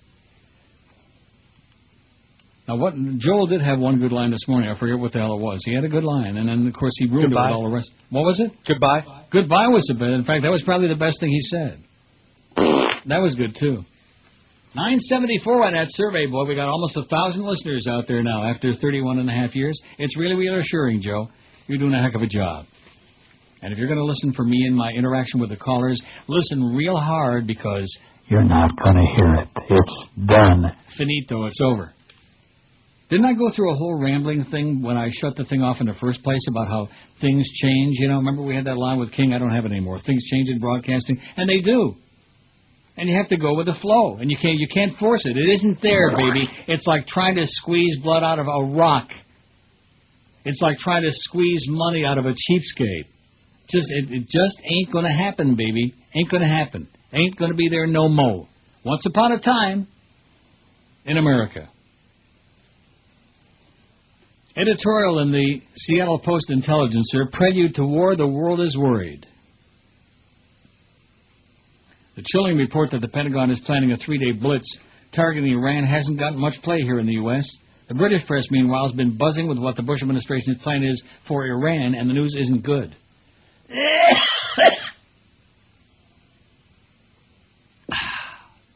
The Times of London, which reported on the Pentagon's plans, has a source who claims that the U.S. is looking to launch airstrikes against 1,200 targets in Iran. Here's a news alert from the Washington Post on my BlackBerry. Should I open it up? No. Why not? Might be something important. All Petraeus and Crocker to speak to Congress. Ooh. I was at wrong. 12:30 this afternoon. Well, he's going to testify. Who the hell wants to see that? We know what he's going to say, just like that article I read a minute ago by Frank Rich. Bada beep, bada boop, bada bop, everything's coming up roses. Even the dead people smell good. Anyway, getting back to this editorial. It says the Department of Defense is always planning something. It's what a military does, scenario planning. But with the tough talk coming from President Bush and a series of odd bits of news, a proposed gradual troop withdrawal from Bush and the jet carrying nuclear weapons over the U.S. by mistake, a bunch of grim theories are emerging. We can engage in scenario planning, too. For example, why would Bush want to start pulling troops out earlier than the date suggested by Democrats, a plan he shot down? To send them elsewhere, perhaps? And the DailyKos.com reports that the base at which the nuke-carrying B-52 landed in Barksdale, Louisiana, is a jumping-off point for Middle East operations. The UK Sunday Telegraph, meanwhile, reports that recently a group of Bush administration staffers is gathered to consider the gravest threat their government has faced this century, the testing of a nuclear weapon by Iran. Now, there may be no connection between those stories, but together they certainly feed the frenzied mood surrounding the U.S. dealings with Iran, whose President Mahmoud Ahmadinejad is hardly a cool-headed leader himself, dishing out his own brand of rhetoric. But according to the IAEA, did I say it right? Who cares? Ooh. There's no evidence that Iran has weaponized its nuclear program. IAEA Chief Mohammed al-Baradei said the U.S.'s standoff with Iran is a reminder of pre-war Iraq. Based on the evidence we have, we do not see a clear and present danger that it requires that you go beyond diplomacy. A ray of hope comes via news that former Iranian President Hashemi Rafsanjani, a moderate compared to Ahmadinejad, has been chosen to lead the Assembly of Experts, a clerical body that handpicks the country's supreme leader, a position higher than that of president. So the hardliners' days in Iran may be numbered. The U.S. has already lost a tremendous amount of credibility in the eyes of the world. So far, the most dangerous stash of Iraq's chemical weapons we've found have been stored at the United Nations building in New York since 1996. While our president may think he's a cowboy, the fact remains that we can't go it alone in this world. We need allies. We need goodwill. We need real sophisticated leadership. That's what the Seattle Post-Intelligencer says in their editorial this morning. 977 on that survey, baby. Anybody under the age of 100, they're going to be gone. Well, 20-year-old guys, they don't want to hear some old faggot reading a bunch of stories on here. You know what? Chub Mindred. And Happy New Year. Happy Rosh Hashanah. What? Hubba Mindred? Hubba, like Rimmer would say. Hama Mindred. That's right. Now you got it. Teaching Yiddish to Goyim. That's probably my greatest accomplishment. I don't know whether that was a bigger accomplishment or selling Luis Miguel records to rednecks in Tampa. Remember those days? Oh, sure. Back when we were on like almost a real radio station? Relatively speaking, it was, yeah. The series of goof-ups and screw-ups, and you know something? I'm not going to continue doing that, Well, what's the point? Is it going to change? No. Absolutely not. Absolutely. No way. We could just, record those four and play them. I'm not talking about the phone. I'm talking about the ineptitude in this building. I'm talking about the program director. I'm talking about the corporate legal Miss Bleep. I'm talking about your fat-ass general manager who hasn't got a clue what it is that we do here or what we need, or he couldn't care less. Just run up the spots, baby. Get that billing up. Get that billing up. Make him look good. He's going to make the Beasleys money for the first time. When a guy who's one of the head honchos, when Bruce Beasley sits across from me at lunch, and by the way, I'll say it again, it was a pretty meat margin lunch, crappy steak, and tells me that they've lost money every year since they've had the sports format, and looks me straight in the eye, knowing that they've never lost any money on this show, they've always made a pile of money on this show. Mm-hmm. Well, what am I supposed to say to him? Oh, I'm sorry I talked you into carrying those ball games. What am I going to say? You could say, have you ever thought of putting on a format that people might want to listen to? That somebody might want to listen to, that you could make money on? Just, since it's a business. It's not a business. I know that. It's a sports bar with a microphone. A very astute gentleman once told me that, and I thought to myself, what does that mean, a sports bar with a microphone? And then I started working here. Hurricane f***ing blow! Good morning, Americans. It's Paul Harvey. Stand by for news. George placed a bouquet of flowers on the grave of his dearly departed mother and then started back towards his car when his attention was diverted to another man kneeling at a gravesite. The man seemed to be praying with profound intensity and kept repeating, "Why did you have to die? Why did you have to die? Why did you have to die?" George approached him and said, "Sir, I don't wish to interfere with your private grief, but this demonstration of pain is more than I have ever seen before. For whom do you mourn so deeply? A child? A parent?" The man took a moment to collect himself and then replied, "My wife's first husband." Now, page 2. Carl was strolling down the street. As he passed a large building with a fence around it, he heard a group of people chanting 69, 69, 69 over and over again. Curious, Carl tried to see over the fence but could not, and then he spotted a hole in the wooden fence. He put his eye to the hole and managed to spy some old people sitting in deck chairs chanting. Before a finger came out of nowhere and poked him in the eye. As he staggered back, he heard the chant 70, 70, 70. Paul Harvey. Good day. Good day. Good thing Joyce wasn't there when they were yelling 69. That would have been bad, wouldn't it? She'd have gone in there and given them all what for. Are we going to get to 1,000 listeners on here or what? Yes.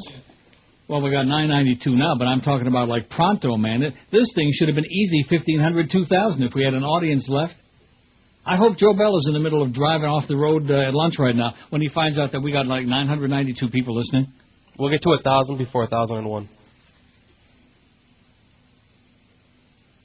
You want to repeat that? Yeah, we'll get to 1,000 before we get to 1,001. Most Americans think this week's report from Army General David H. Petraeus will exaggerate progress in Iraq, and few expect it to result in a major shift in President Bush's policy. But despite skepticism about the Petraeus testimony and majority support for U.S. troop reduction in Iraq, there's also been a slight increase in the number who see the situation there as improving. These findings from a new Washington Post ABC News poll underscore the depth of public antipathy toward the Iraq War, the doubts about the administration's policies, and the limited confidence in the Iraqi government to meet its commitments to restore civil order, as if there's some kind of great doubt. Only about a third believe the U.S. is making significant progress toward restoring civil order in Iraq, and most said the build-up hasn't made much difference. A majority said they don't expect the troop increase to improve the security situation over the next few months. Just one-third were confident the Iraqi government can meet its political and security goals. Keep their BlackBerries below the desk because they interfere with microphones. We'll adhere strictly to the 5-minute rule with the exception of the chairman and... Who is this fossil? Oh, Representative Ike Skelton, Democrat chairman of the Armed Services Committee. If he isn't 140 years old, man, he ain't 5 months. Look at that. He's opening up these hearings with General Petraeus. Aren't you impressed? No. Your life is in his hands. At the same time, however, there's been a 6-point increase since July in the percentage of those who said the additional U.S. forces have improved the situation in Iraq, up to 28%. Wow. And a 9-point jump in the proportion of those who think the build-up will make things better, up to 43%. The public's baseline judgment on the war has changed very little. More than 6 out of 10 said the war is not worth fighting, a sentiment that's been a majority view for nearly 3 long years, as the bloodshed and the murder and the horror goes on and on and on, and the public is worried about give me the ball, give me the ball. And there was pretty good games yesterday, by the way, George. Excuse me, what? Wow, let me tell you right now, man. Patriots just walloped the Jets, the Jets. Wow, walloped. I mean, they demolished them. They blew them off the field. And the Denver-Buffalo game, wow. Was I psyched at the end of that game? Did you see that, Chris? No, I didn't, unfortunately. You didn't see the end of the game? No. The Denver-Buffalo? No. Denver had missed 2 field goals and had a miracle chance there with seconds left in the game to get a field goal to win the game. They're losing... let's see, it was 15-13, I think. 14-13. Whatever the hell it was. 14-12. 12, whatever. Let me say it again, 14-12. And they complete a pass over the middle of the field with just seconds left. They've got no timeouts left, and I'm thinking, what are they doing? What are they doing? There's like 10 seconds on the clock. There's 8 seconds, and somehow they get the field goal team out there, and they get the snap off just before the clock expires, and they kick the winning field goal as time runs out. 16-15. And you know what I thought to myself as I watched the winning field goal go through the uprights? What? Buffalo blows, and so do the Bills. Oh! I loved it. And then, of course, your Dolphin game, man. Now, did you watch that? I'm sure you did, being a big Fish fan. And what did you think? Same old. More of the same crap. Offense, dropping Trent Green's balls, man. I'll tell you one thing. If I ever got my hands on at least we have a quarterback now. That's one thing I can say. He's still pretty good. He still can. I mean, at least he's not no AJ touchy-feely. And who's this field goal kicker they got? This Feely? What are they obsessed with Feely? I guess. I think the Dolphin organization is obsessed with Feely. Ever see? I can't say that. I'll see. That's another thing. Oh, don't be picking on the organization. We got the Dolphin games now. Don't be ripping the organization because Wayne will get all upset. Okay, sorry, Baldy. Hey, Jay's no AJ. That's for damn sure. But he's touchy-feely. You would know. I wish that Trent Green were touchy-feely with me. Jeez, he's 37, man. He still looks damn good. 1,002. You're right. We got past 1,000, and we got to 1,001. We got to 1,002. Everybody count with us, okay? Our listener demographic survey. It's not very exciting. It's not a poll. It's not like requiring an opinion. We'll do one of those tomorrow, maybe. Or maybe we'll do the ethnic survey. You want to do that? Should we do all the surveys this week, George? Why not? Let's just keep a theme coming going. Back full time every day. I'll tell you, the first 2 hours of the show, though, today was a real slap in the face. And you know what? That's right, a real slap in my puss, and it woke me up. I'm glad this happened today. I don't know, you probably are, because you don't like the calls. Well, I like the calls when we get some. Yeah, well, what year was that? I'm getting old and feeble, man. 96. I don't remember that far back. Remember the catfish lady? Oh, yeah, I remember. Remember we had people that used to call fairly often that we actually wanted to talk to. Remember those days? Sure, 96. People who actually had something to say. There was like a coherent conversation that started with, hi, how you doing? And ended with, okay, see ya. Have a great day. Have a great life. I have no life. Stuff like that. Not no more. It almost brings a tear to my eye. Except on payday. which I got paid several days early this last payday. My check showed up on Wednesday. I mentioned that on Thursday. I'm sure I did. Nice going, Jolly Joe. Just keep the checks coming because you can't do anything else, baby. Just do what you do well. And so far, that's the only thing I've discovered. As he's able to get them to, move those checks along. Look at that. Now we got 1,003. They're coming in by... See, do you understand what this is? No. And I do realize, thanks to AOL, and you're always explaining those technical limitations of people. If they live within like 6 blocks of somebody else, they can't vote on the poll, et cetera, and so on. However that works. Well, like you there in the building. How many people could vote on the poll in the building? 1. Just 1 in the whole building? Well, on our floor. Well, see, that's what I'm trying to say. So you take the 1,003 votes there that we got there, and you multiply times, what, 40,000? Yeah, sounds good. So we got millions of people listening, really. I think it's time for a pay raise. I think it's time for you to get on one of the shows where they take a lot of calls and you can screen them. Howard David's a bitch. Absolutely. Oh boy, it's hard to be homo when you're from a conservative state. I can't wait to have a gay meeting after preaching self-righteous hate. To blow me is to love me. Just grab my Senator Glenn. Well, oh boy, it's hard to be homo. Still I'm doing strange guys in the can. 12:45 at 560 WQAM. Happy Monday to you, September 10th. Tomorrow is September 11th. Wow. Don't you feel threatened? I feel something. Yeah. But I don't want to say what. Sick? Nauseous? On the verge of puking your guts out? On the verge of a gigantic binge of diarrhea? Oh, you guessed it. Oh, that was... Really? I knew it would be a matter of time. I don't know what it was this morning, but I don't know. I had I don't know what that was. I don't want to get into a whole bunch of excretory stuff, because then we'll get joiced. I don't want to do that, but it had to do with a lot of joists. Yeah, I just had steak and potatoes last night. Nothing that should have been affecting me. I'm going to have me a great lunch this afternoon. I just decided that. Okay.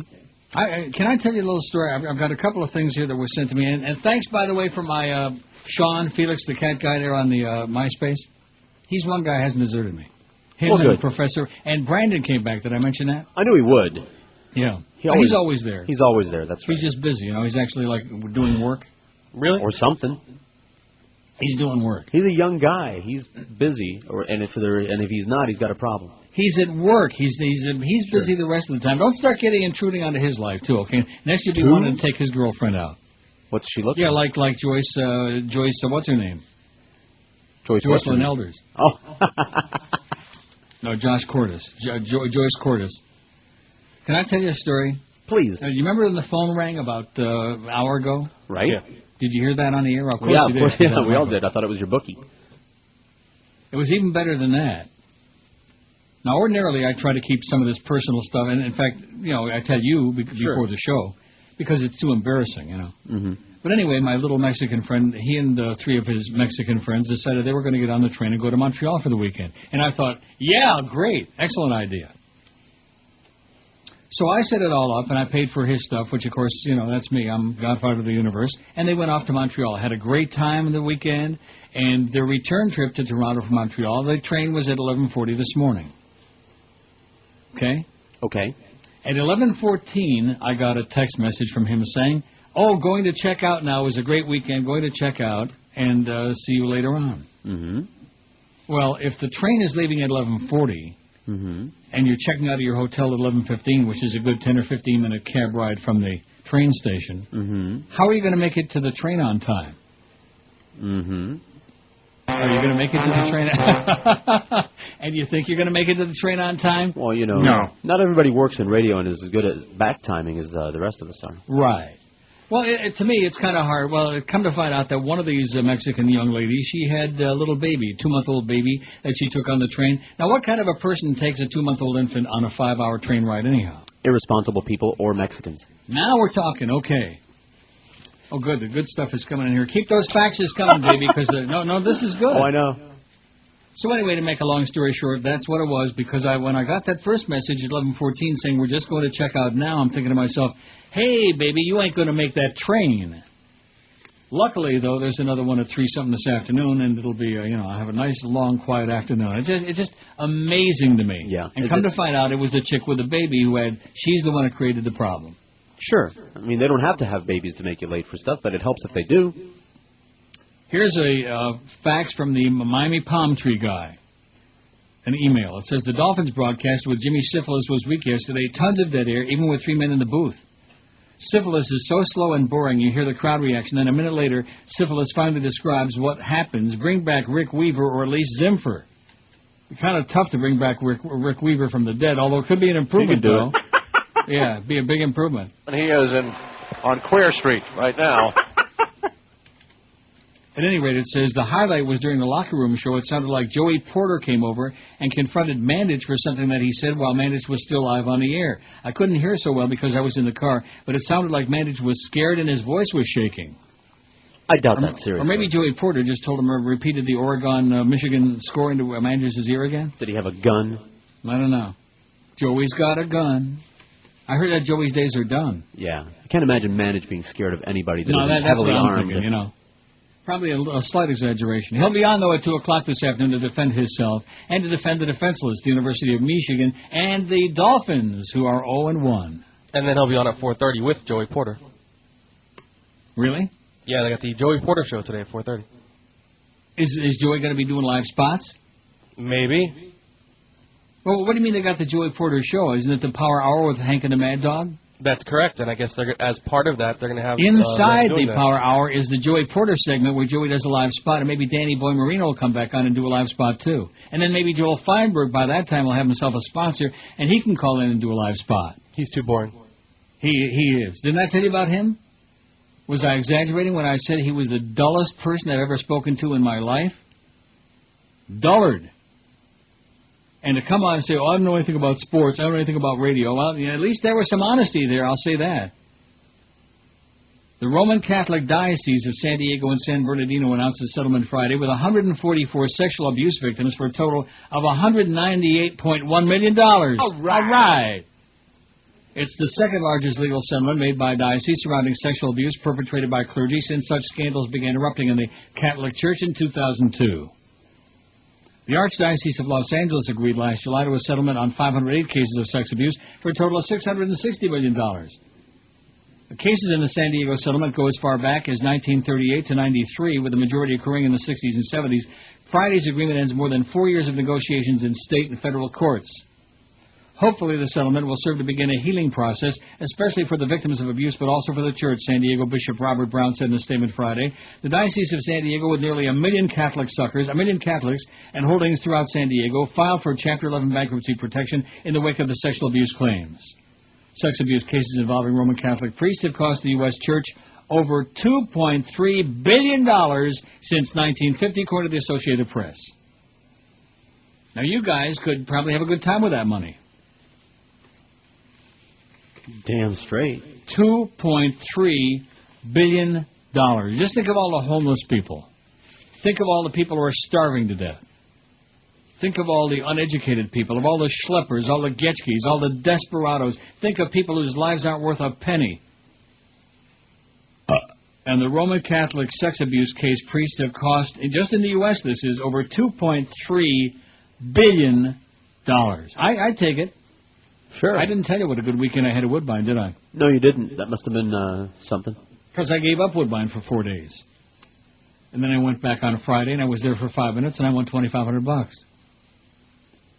You know what's really great on the Wheel of Fortune? And I'm addicted to that. I'll admit that. I'm addicted. I'm not an addictive gambler, but I'm addicted to that game. You know what I mean by that? Mm-hmm. In other words, if they took all the Wheel of Fortune out of Woodbine, I wouldn't go back. I'm just not into all the other, especially the digital ones that you can't understand where the line. Have you ever seen those? Yeah. Where the lines go all over, and you hit the button, and it like, zzz, and you have no idea what you either won or didn't win. It doesn't make any sense. But on the $1 and the $5 Wheel of Fortune, when there are 3 spots when you get a spin, there are 3 spots on the wheel. I know this is scintillating, but I got to tell you this. And if you listen to the audio, it's programmed in, because when the spin comes up, the computer already decided what it's going to pay you. So the thing goes round and round. That's just a dog and pony show. That's just for the benefit of the player to get you all excited. Oh, he's got to spin. Come on, 1,000, come on, whatever. Well, before it gets on the dollar machine to 400, 500, or 1,000, or on the $5 machine to 2,000, 2,500, or $5,000, you can hear in the audio, and it starts screaming, and you know you're going to win. It's going to stop on the big number. You know what I mean? Yep, I got it. Have you heard it?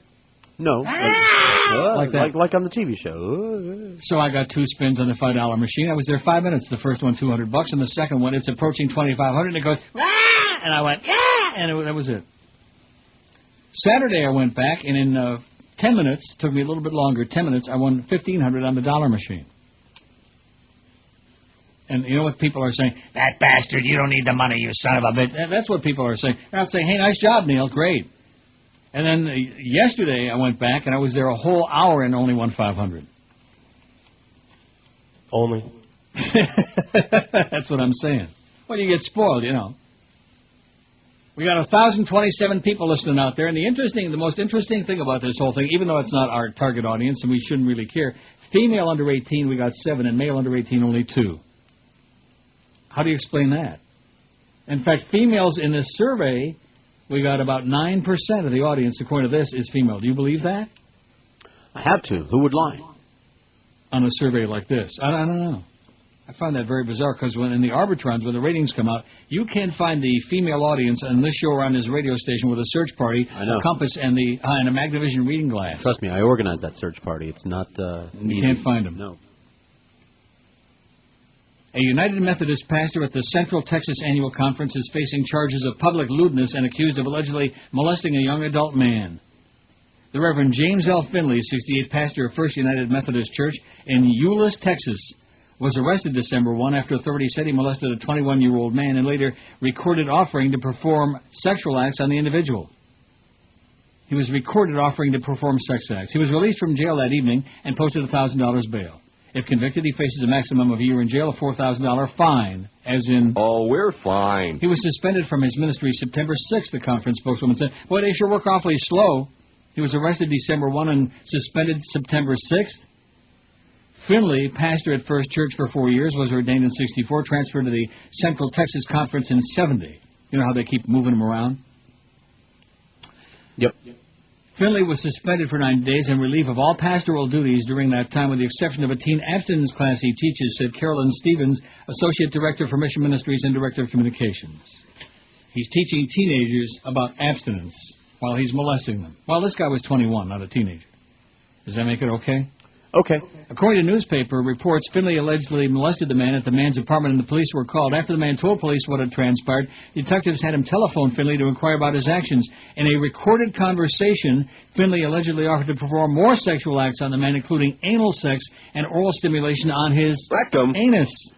Police arrested Finley September 1, a few blocks away from the man's apartment, which he shares with his mother. The man is mentally retarded. And, of course, you have to be to go to any of these churches. The biggest name. You have to be a little This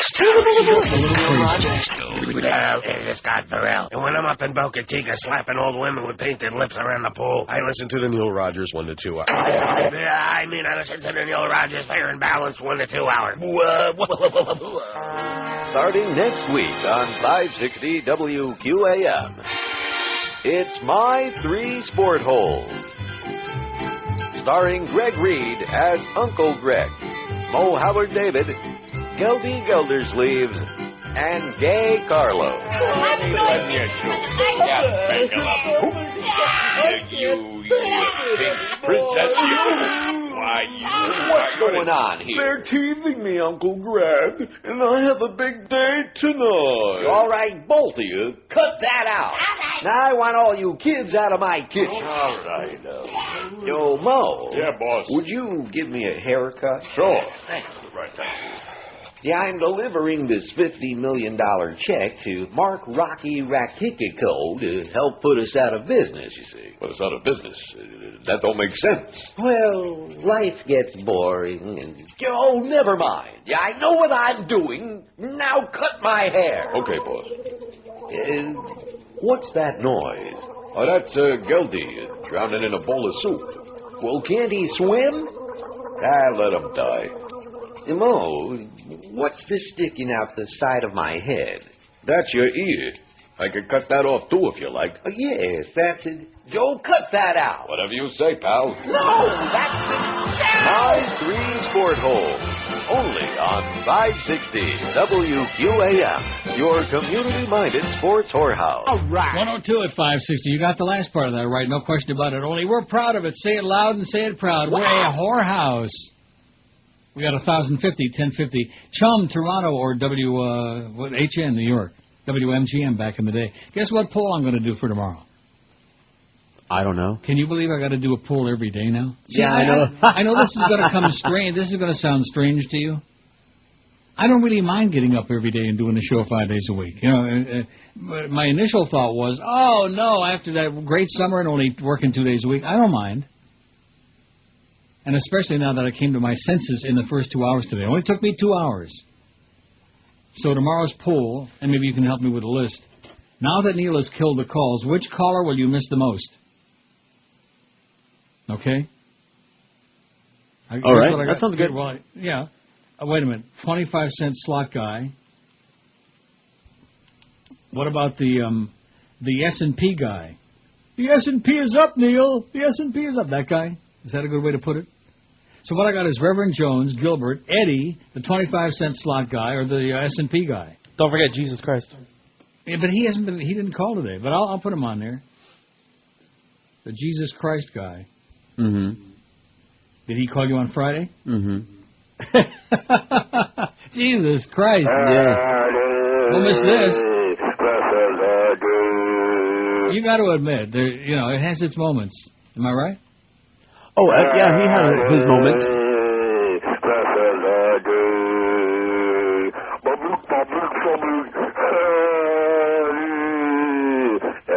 Oh, you know who I left out? Chamba? Oh, yeah. Chamba? How do you spell that? CHUMBA? Why not? I think it's Jamba. How are you spelling it? Jamba. Oh, Jamba? Yeah. As in Jamba Laya? Yes.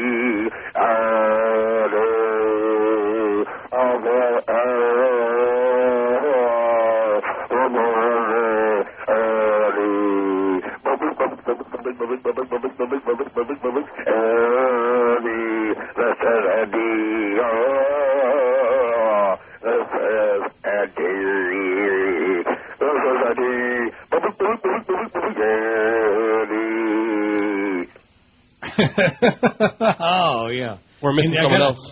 I got what? We're missing another one. How about the you're mailing it in guy? Exactly. And the numbers guy. The what? The numbers.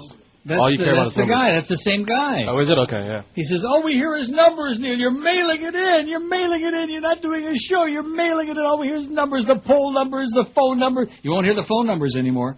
That's another thing I'm not going to miss, pumping those stupid-ass numbers. I've forgotten how annoying that is to me. Kills some good time, though.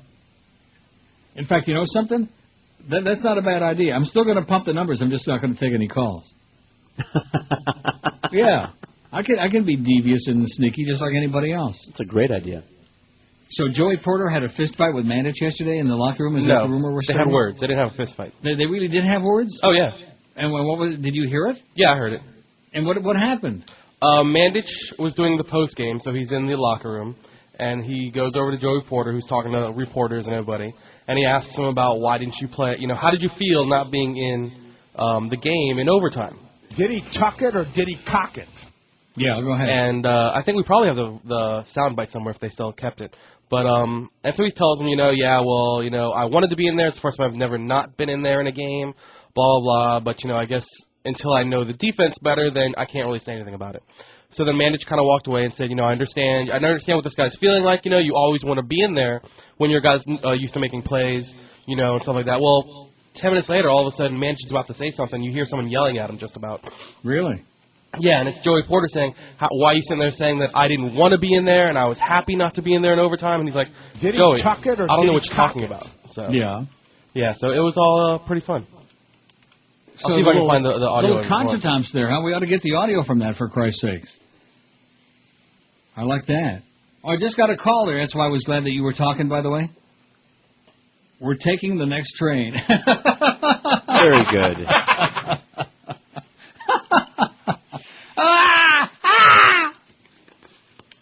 We got 1,055 people, though, on our survey, and we better get to 1,100 by 2 o'clock, or I'm not coming back tomorrow.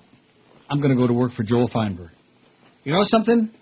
And then I've said this before, and it's the truth. If he offered to double my salary, and I'm making a few bucks, if he paid me double, I wouldn't work for him.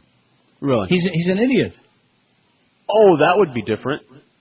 No, I'm not saying I haven't. He's not just an idiot like Fat Joe Bell is an idiot. He's just an annoying idiot. In other words, ask Joe Rose about him. He'll tell you. Okay.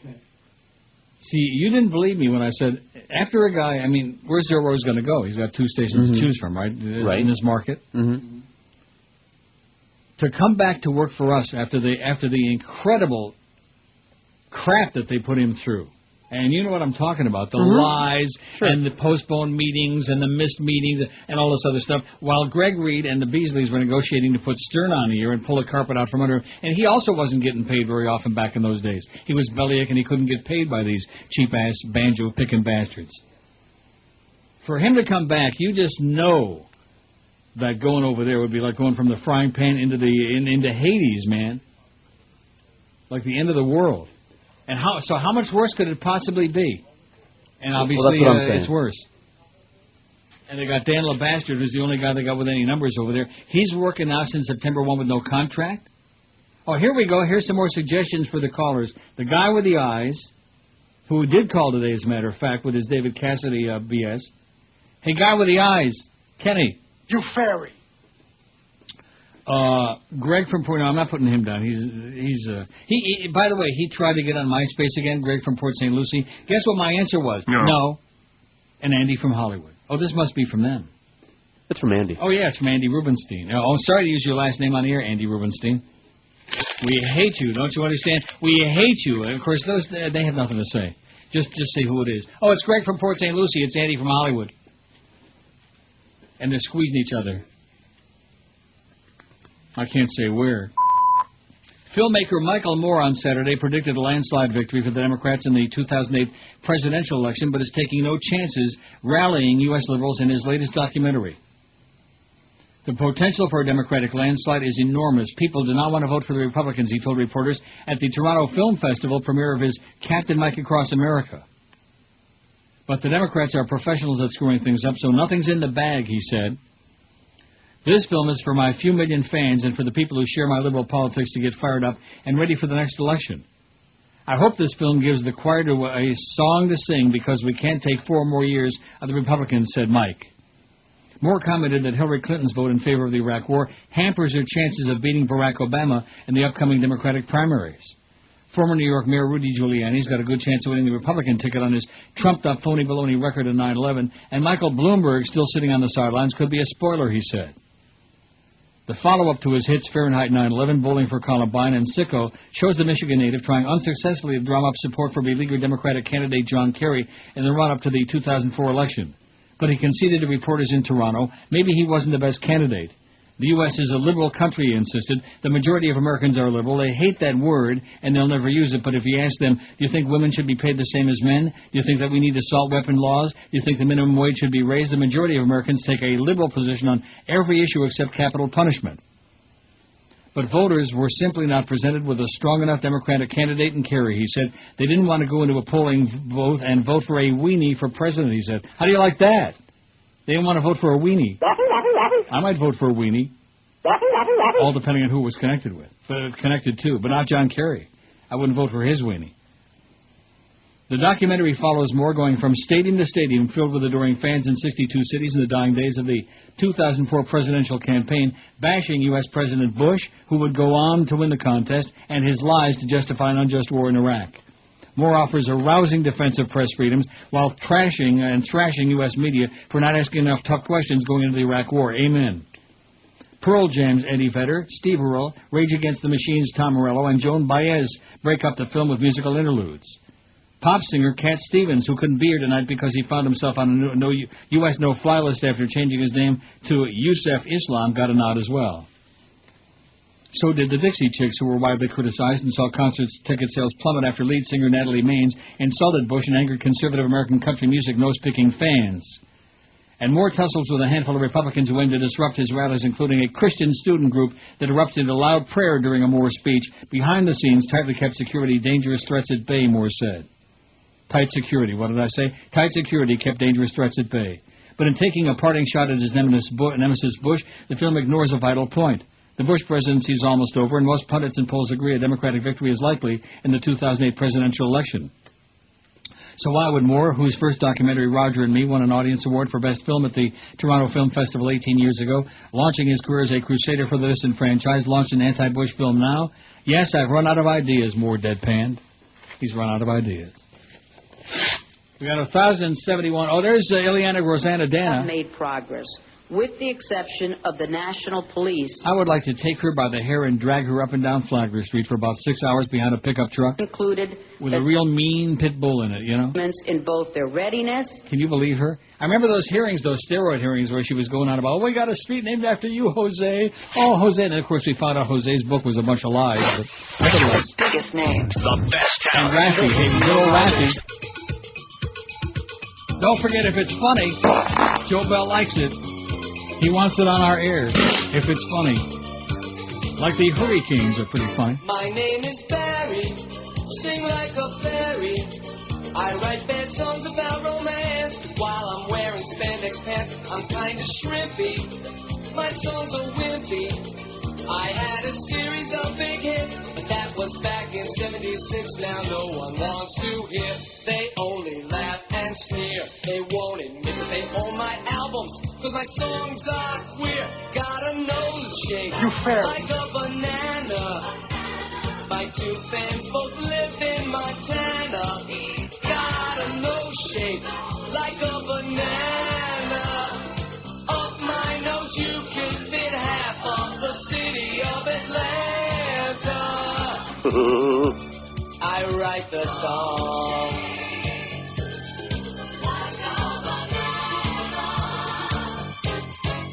I've got a hunker the size of Yonkers. When I get a stuffed up nose, I be Tristan in a hose. But now I'm on the case. My life is back in place, and so I'm singing again and sticking my schnoz in your face. Got a nose shape like a banana. My two fans both live in Montana. Got a nose shape like a banana. Up my nose you could fit half of the city of Atlanta. Oh! I write the songs.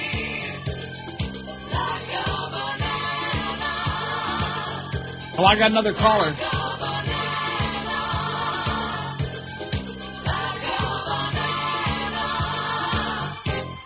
How about Blind Mike? Okay, but good point. And I also put on there Joel Feinberg. All right, and the You see, if I wouldn't have been taking those calls, we never would have had the Joel Feinberg. I got an episode. email. And the audience would... I beg your pardon? The What Did I Ever Do to You guy. Oh, yeah. An email. What did I do to you, guy?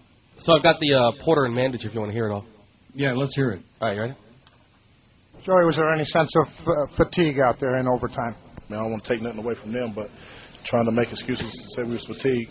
We've been practicing in the heat for almost 3 months now, so fatigue wasn't an issue. Any disappointment or sense of anger that you weren't out on the field with the game on the line? You're always frustrated, you know what I mean? I've never been in a situation before to where when the game's on the line, I got to sit and watch it from the sideline. That just, I never had that situation happen before. So it definitely was frustrating, you know. You want to have your best players on the field when the game's on the line. They stunk. It's tough when you got to sit on the sideline and watch the They game go on. stunk. So obviously, you know what I mean, for me, it was just frustrating. But I have to stunk. blame myself. You know what I mean? If I put myself in a situation, no defense probably or something, I probably could have found a way to get out there on the field. But it's something I had to deal with. I mean, like I said, it's new to me. I've always been a player to play the whole game. So when the game's on the line, to sit there and watch from the sideline, it's just tough. You know, reading between the lines, a little sense of frustration there in Joey Porter's in his remarks that at the moment of truth, when you needed your playmakers on the field, Joey Porter was never on the field during the overtime period. We need to hear from perhaps Dom Capers or Cam Cameron an explanation as to why. James? The vibe you getting, Joey, don't care because we wasn't on the field. Don't say that, 'cause that's not the vibe you getting. Well, hold on. I mean, we can talk. Yeah. Don't say that. Don't say that. Imply that you were happy that you weren't on the field. No, I did not. Why would I say that? Because you did say it. Well, I mean, you did say it. I didn't say it, Joey. I mean, I would take no joy in telling you that you were not on the field. No, I'm talking about saying that I don't care if I wasn't on the field. I didn't say that. I've been in your shoes. I've been a player, so I know you're a proud man. Don't do that. Well, never a dull moment in a locker room after a game. Of course, I love it. Feelings are, it's despondency and Brawl! But, Jimmy, I did not say that Joey Porter was happy that he was not on the field in overtime. No. That's just a Hey, Jimmy. But we'll deal with that in due course. That's it? So that's what happened, yes. Wow. And now they're going to be on together at 4:30. And by the way... They stunk. Yeah. Oh, well, I'm sure they'll patch everything up, as all the Dolphin past and present. You know how it is? Birds of a feather. I'm sure that Mad Dog will patch it up with him. Maybe slip him a 50. Of course, slipping an NFL player a 50 don't mean too much, huh? Maybe 50 grand. Yeah. 50 grand would be good. We got 1077 there, which means we got 1,077 people listening to this show. Teenagers, we got 7 ladies and 2 guys. Don't you find that bizarre, since we're always really short on the female side? We shouldn't have any teenagers. They should all be in school. I find it or encouraging. they should all be in shul with New Year coming up. That's the problem. You have no idea, even though I had to go through that exercise. It's like going through some kind of a masochistic thing, you know? Those 2 hours with the calls. See, the calls the last couple of weeks on the Tuesdays and Thursdays, that just killed some time, you know? Mm-hmm. Which I appreciate them helping me kill some good time. But now we're into, like, Sirius. Oh, no. Hey, Neil, you should go over to Sirius. And now, I got off of that crap. Oh, there's Wilford Brimley. Isn't he the one? He's, what is his... Is he, gay. Who's the one? Or was that Will Gear? Will Gear. Queer. 1079 on there, baby. We got 830 men 35 plus, 147 men 18 to 34. So 77% 35 plus, 14% 18 to 34. That's not too bad. It's not great like it used to be, 18 to 34. We used to have a pretty solid number in there, you know, every now and then. But they sure don't want to hear some old faggot on the radio reading a bunch of bedtime stories about, stuff that they don't care about that has nothing to do with drugs and sex and booze and things like that. Right. Getting stoned. What's more important than those things, anyway? Nothing. Now that Neil has killed the calls, which caller will you miss the most? That's a good poll. Reverend Jones, Gilbert, Eddie, 25-cent slot guy, the S&P guy, the Jesus Christ guy, Jamba, the You're Mailing It In guy, the guy with the eyes, Joel Feinberg, Blind Mike, or the What Did I Do to You guy, who we heard from. It's good that some of these guys got their last calls in this morning, you know what? Mm-hmm. I wouldn't be surprised if they go home and they write it on their, Rectum, the best talent. This is Neil Rogers. Rectum? Hell, it damn near killed him. All right, honey baby, get ready, because you're about to be taken to heaven by your favorite lover boy. Oh, no, I'm not. What do you mean? Why not? You've got dandruff. I do not. Look, clean. Not there. Where? Your ass. Not ass dandruff again. Damned hairy ass. That's what you get for using regular ass shampoo. A crack full of soot and another night alone. What do I do? Try Ass and Crack from the makers of Head & Shoulders. Ass and Crack is the miracle cure you've been looking for. Quick and easy. Wash, wipe your hand, then go. Wow, your ass dandruff is gone. And it smells great, too. Thanks, Ass and Crack. Ass and Crack can be found in the embarrassing aisle of your local supermarket. Okay, 1:30. I guess you might call her comment a premature evaluation, right? I imagine. Well, if it's funny, Joe Bell likes it. That's what That's he said. what he said. He wants it on our air. In fact, maybe I should save that. Don't you think, that email? I should definitely save that.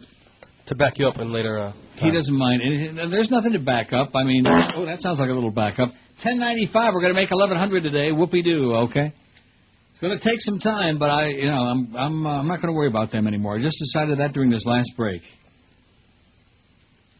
You know what it's called, George? And you should know. Survival? Very good. Survival. You got it. See, you got the bell. Is there another option?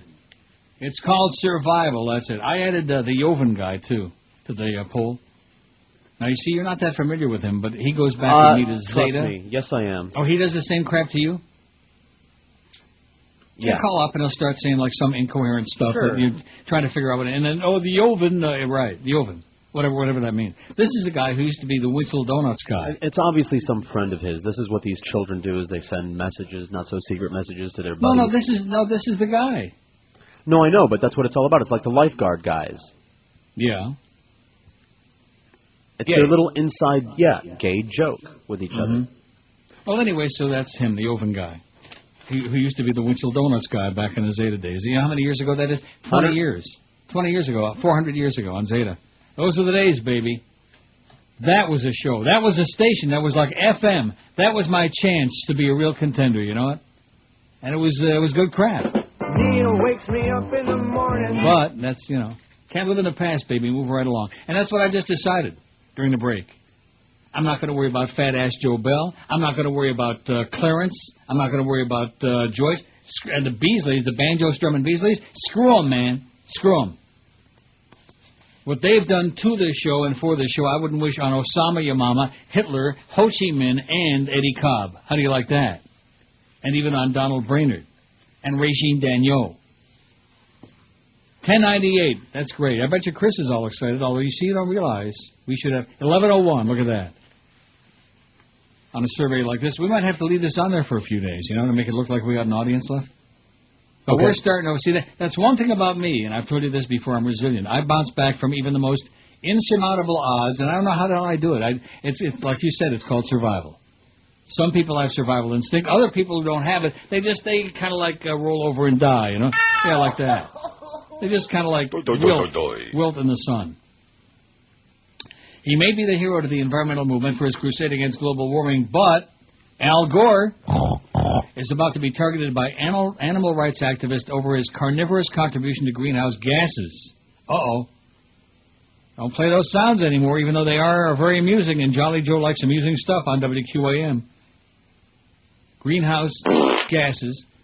Citing UN research that the meat industry is worse for the environment than driving and flying, animal rights groups are directing a campaign at the former American vice president's diet. How do you like that?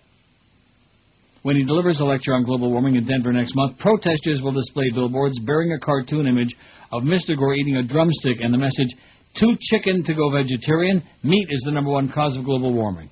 You know who these people sound like? PETA. Yeah. Oh, look at that. The campaign is being organized by People for the Ethical Treatment of Animals, a.k.a. PETA, and backed by other animal rights groups. Are those people insane or what? Yes. Yes. For Al Gore, the fact that his diet is a leading contributor to global warming is a highly inconvenient truth, pun intended, said Matt Prescott, a spokesman for PETA. Mr. Gore won an Oscar this year for An Inconvenient Truth, the documentary based on his lecture circuit presentation detailing how man is allegedly destroying the environment. But he's now under fire for failing to highlight the impact of meat eating. I got news for him, and I miss her, the V lady. Remember the V lady? Sure. From IOD? She never called on this station, I don't think. Maybe she choked on a corn on the cob. Or maybe she stuck it in the wrong place, I do like corn on the cob, though. You know what's really the best? When you slather it with butter and you wrap it in tin foil and cook it on the grill. What do they call that, Indian corn? Okay, sure. I don't know. What is Indian corn? Google, I don't know. Google and see what that is, Indian corn. Is that a certain kind of corn, or is that... But you know what I'm talking about, don't Indian you? corn? No, I know about the tin foil and the barbecue. I thought you called that barbecued. Barbecued Indians. Let's get back Defo on the air. He'd like to do it. Indian killer. That's him. Indian corn's that multicolored corn. Yeah. And it sure is special, isn't it? According to recent UN Food and Agriculture Organization research, animal agriculture generates 18% of the world's greenhouse gas emissions, more than the 13.5% produced by all forms of transport combined. Mr. Gore's eating habits have previously drawn attention only because of his dramatic weight fluctuations. He cut a far slimmer figure in the run-up to the 2000 election than since, and observers would regard a reduction in his waistline as a likely sign that he intends to join the Democrat race for the White House next year. I mean, he already won once. I don't know. He just leaves me limp, you know. He can't help it. I mean, I'm not saying he's not a good guy, but he just can't help it. He needs a personality transplant. Just like South Florida needs a people transplant, Al Gore needs a personality transplant. Is there any argument about that? Nope. Well, there's General Petraeus. As the development of the Don't Iraqi betray us, security General forces, Petraeus. And we employed non-kinetic beams to exploit the opportunities provided by the conduct of our kinetic... You see, even the PETA people got to him. They're what do you say, beans? Something about beans? I hate beans. And if there's anything worse than regular beans, and I've told you this before, it's refried beans. Oh, like a Taco Schmaco? Now, I do love Taco Bell, but lest they put any random beans on my stuff, I just want to gag. Oh, got another suggestion for that poll from the email. Yes? Casino Stan. But he hasn't called us in years. Get out of here. Casino Stan. Who called that in? Casino Stan? Maybe. He doesn't call his show. We're talking about chronics, baby. In fact, I'm going to write that in there. Which chronic caller will you miss the most? Okay? And I still include Joel Feinberg because twice in 2 shows, that's chronic, baby. Chronic. Obsessed with this show, aren't you, Joel? I bet you he's still listening right now. I bet you him and Stu Goss are sitting gathered around the fireplace, dropping a log or two in there. Of course he is. What else would he be listening to? They sure ain't listening over there. The kid he's got on the air. What the hell's his name? And you know something? I looked at that picture again. He ain't that good. He's not up to my standards. Too old? He may have some decent supermarkets, that Jorge Sedano, but he sure ain't up to my very restrictive taste. 11:04. We did it, Chris. You ought to be very proud. Pat yourself on the back if you can do it. Don't fall off the chair, though. No worries. Just how gay is the GOP? Asks, of all places, the San Francisco Chronicle. This is a good column, but I better do the break first. I don't like that reading interrupt us stuff, you know? Right. It says, Senator Larry Widestance Craig is just another in a long daisy chain of happy homo evidence. Oh, I like this article already. I wonder if Miss Fudge is listening to this. Hey, Miss Fudge, how you doing, sweetie? You self-hating faggot. 22 till 2 at QAM. The biggest names. The best talent. This is Neil Rogers. Neil Dog fighting is a terrible thing, and I did reject it. And let's turn my life over to God. I think that's the right thing to do as of right now. Hey, Michael, no one likes you. Your head is not on right. NFL career is done 100 million out of sight. Yeah. Your apology insincere messed up more than Britney Spears, and it's true. Yes, it's true. Michael, no one likes you. Michael, no one likes you. You want a second chance. I totally ask for forgiveness and understanding. If I'm a lawyer, name restored in jail, you will find romance. Oh, yeah. Your punishment should be severe. They should hang you by your ears, and it's true. Yes, it's true. Hey, Michael, no one likes you. Michael, no one likes you. Yes, it's true. Michael, no one likes you. Hey, Michael, no one likes you. 17 till 2 at 560 WQAM. They sure did a good job without him yesterday. Didn't they? The Falcons, they lose 140 to nothing or something like that, Chris? Yeah, about that. Pretty lopsided. They have some real serious problems, man. They're kind of like the Dolphins, only even worse. No offense. You can't complain about the Dolphins' offense because they haven't got any. Oh, sorry. You know why the Dolphins are better? Better than what? Atlanta? Yeah, because we got rid of Joey.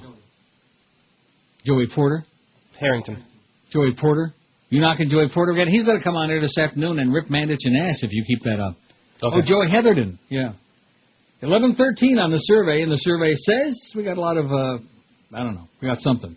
We got at least 1,113 people listening. Now, what do you think would be, wouldn't you think we ought to get to at least 2,000 on that?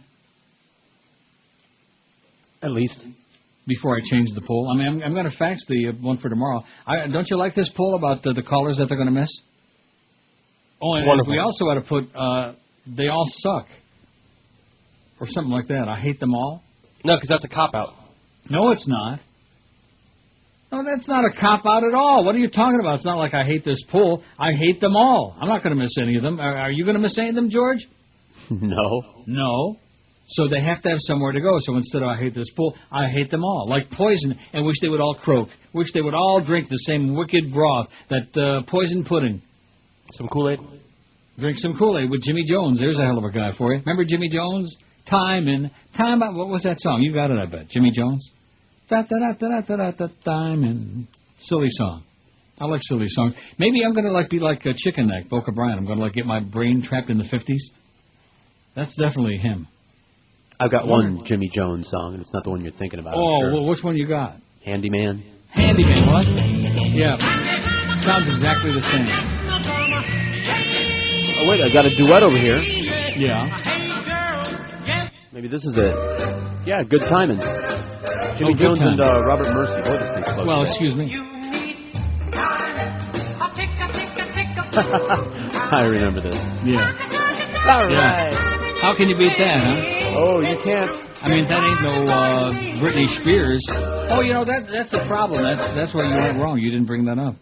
Oh, what? Her embarrassing performance. Her hoofing around I only the saw stage clips like of a it fat this morning. horse. They were embarrassing and humiliating and degrading that bitch. She looked all right, but her performance was grotesque. Yeah. The comment was on CNN. They said she seemed like she wasn't even there. Mm-hmm. Kind of like that. Like she's not. Well, she hasn't been all there for a long time. And of course, that's what happens when you're consorting and confabulating and doing hanky spanky with Kevin Federline with K-Fed. I'm kind of K-Fed up with K-Fed myself. I'm fed up with all of them. Lindsay Lohan, the whole bunch of them. How about Hillary Duff? At least she ain't getting drunken. She's not in rehab, right? Not that we know of. Isn't she clean cut and wholesome now? Yeah. And at least 13. 1,116 tallies on there. Eat your heart out, Joel Feinberg. You only wish that your midday show had 1,100 people listening. Anyway, here's that article. Mark Morford writes in the San Francisco Chronicle, here is the sticky, irresistible question, hovering like some sort of perky rainbow-colored cloud over anyone who reads the news or pays attention to the scandals or the nifty bathroom hand signals of various semen stains covering the pages of the official GOP handbook like some sort of wretched, skanky Kandinsky painting. Really, just how many closeted, self-hating, violently repressed, I am not gay, totally gay hypocrites are there in the Republican Party, or for that matter, in your average born-again Christian megachurch, or in the U.S. military, or in your morally righteous group's name here? 10% of them, 50, 104? Because, baby, it just keeps popping up.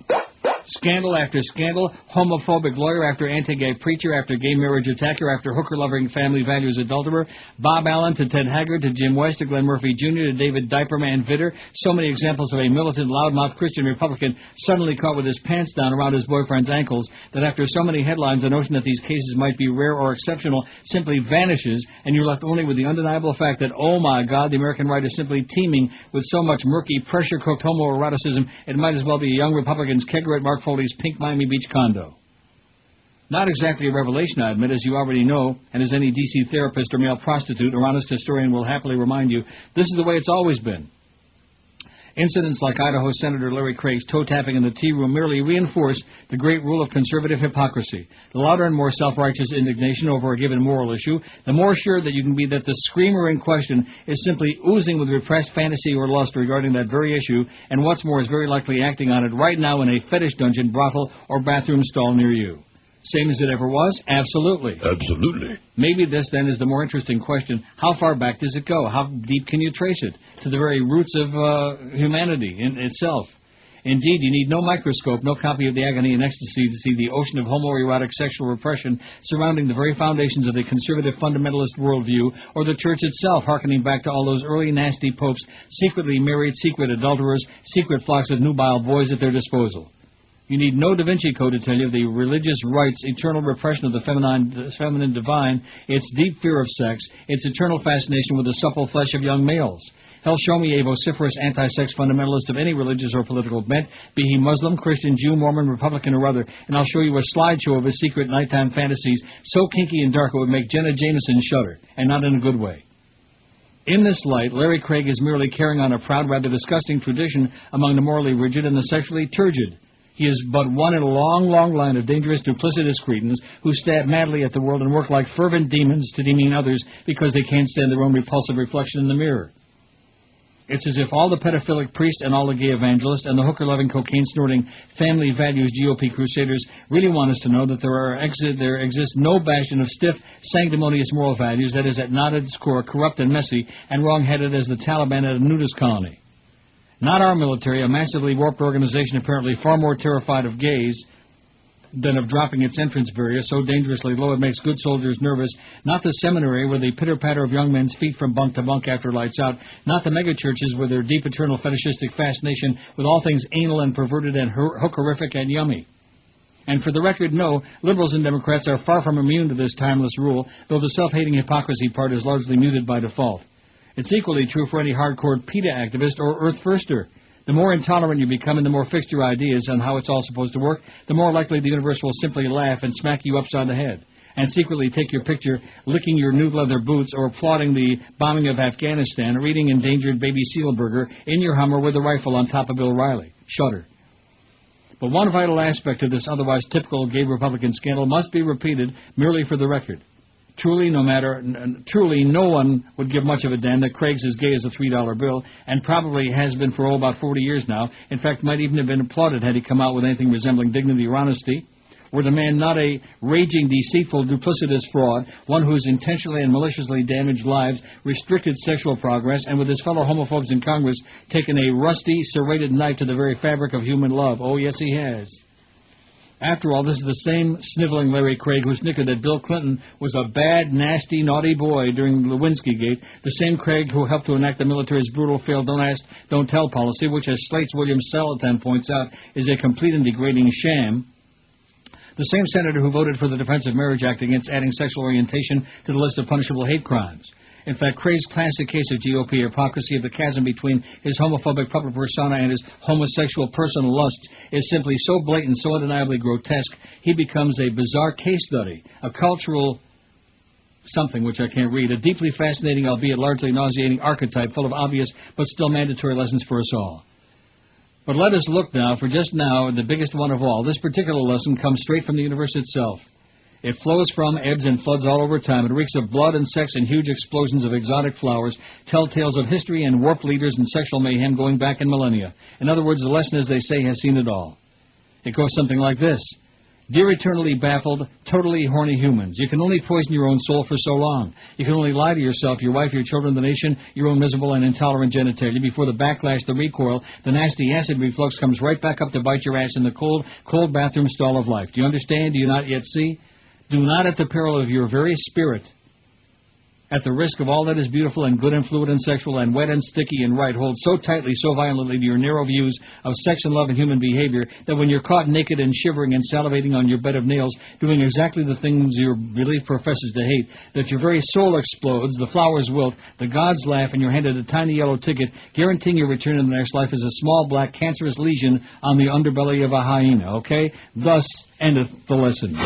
The biggest names. The best talent. This is Neil Rogers.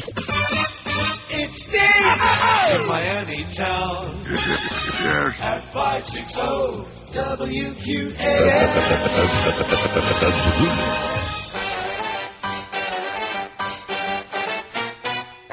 What did Iraq have to do with what? Nothing. Nobody cares about nothing except when there's something really stupid on TV. No. The Constitution, they keep junking, and now you got nothing left to civil liberties. You can't be bothered to read nothing.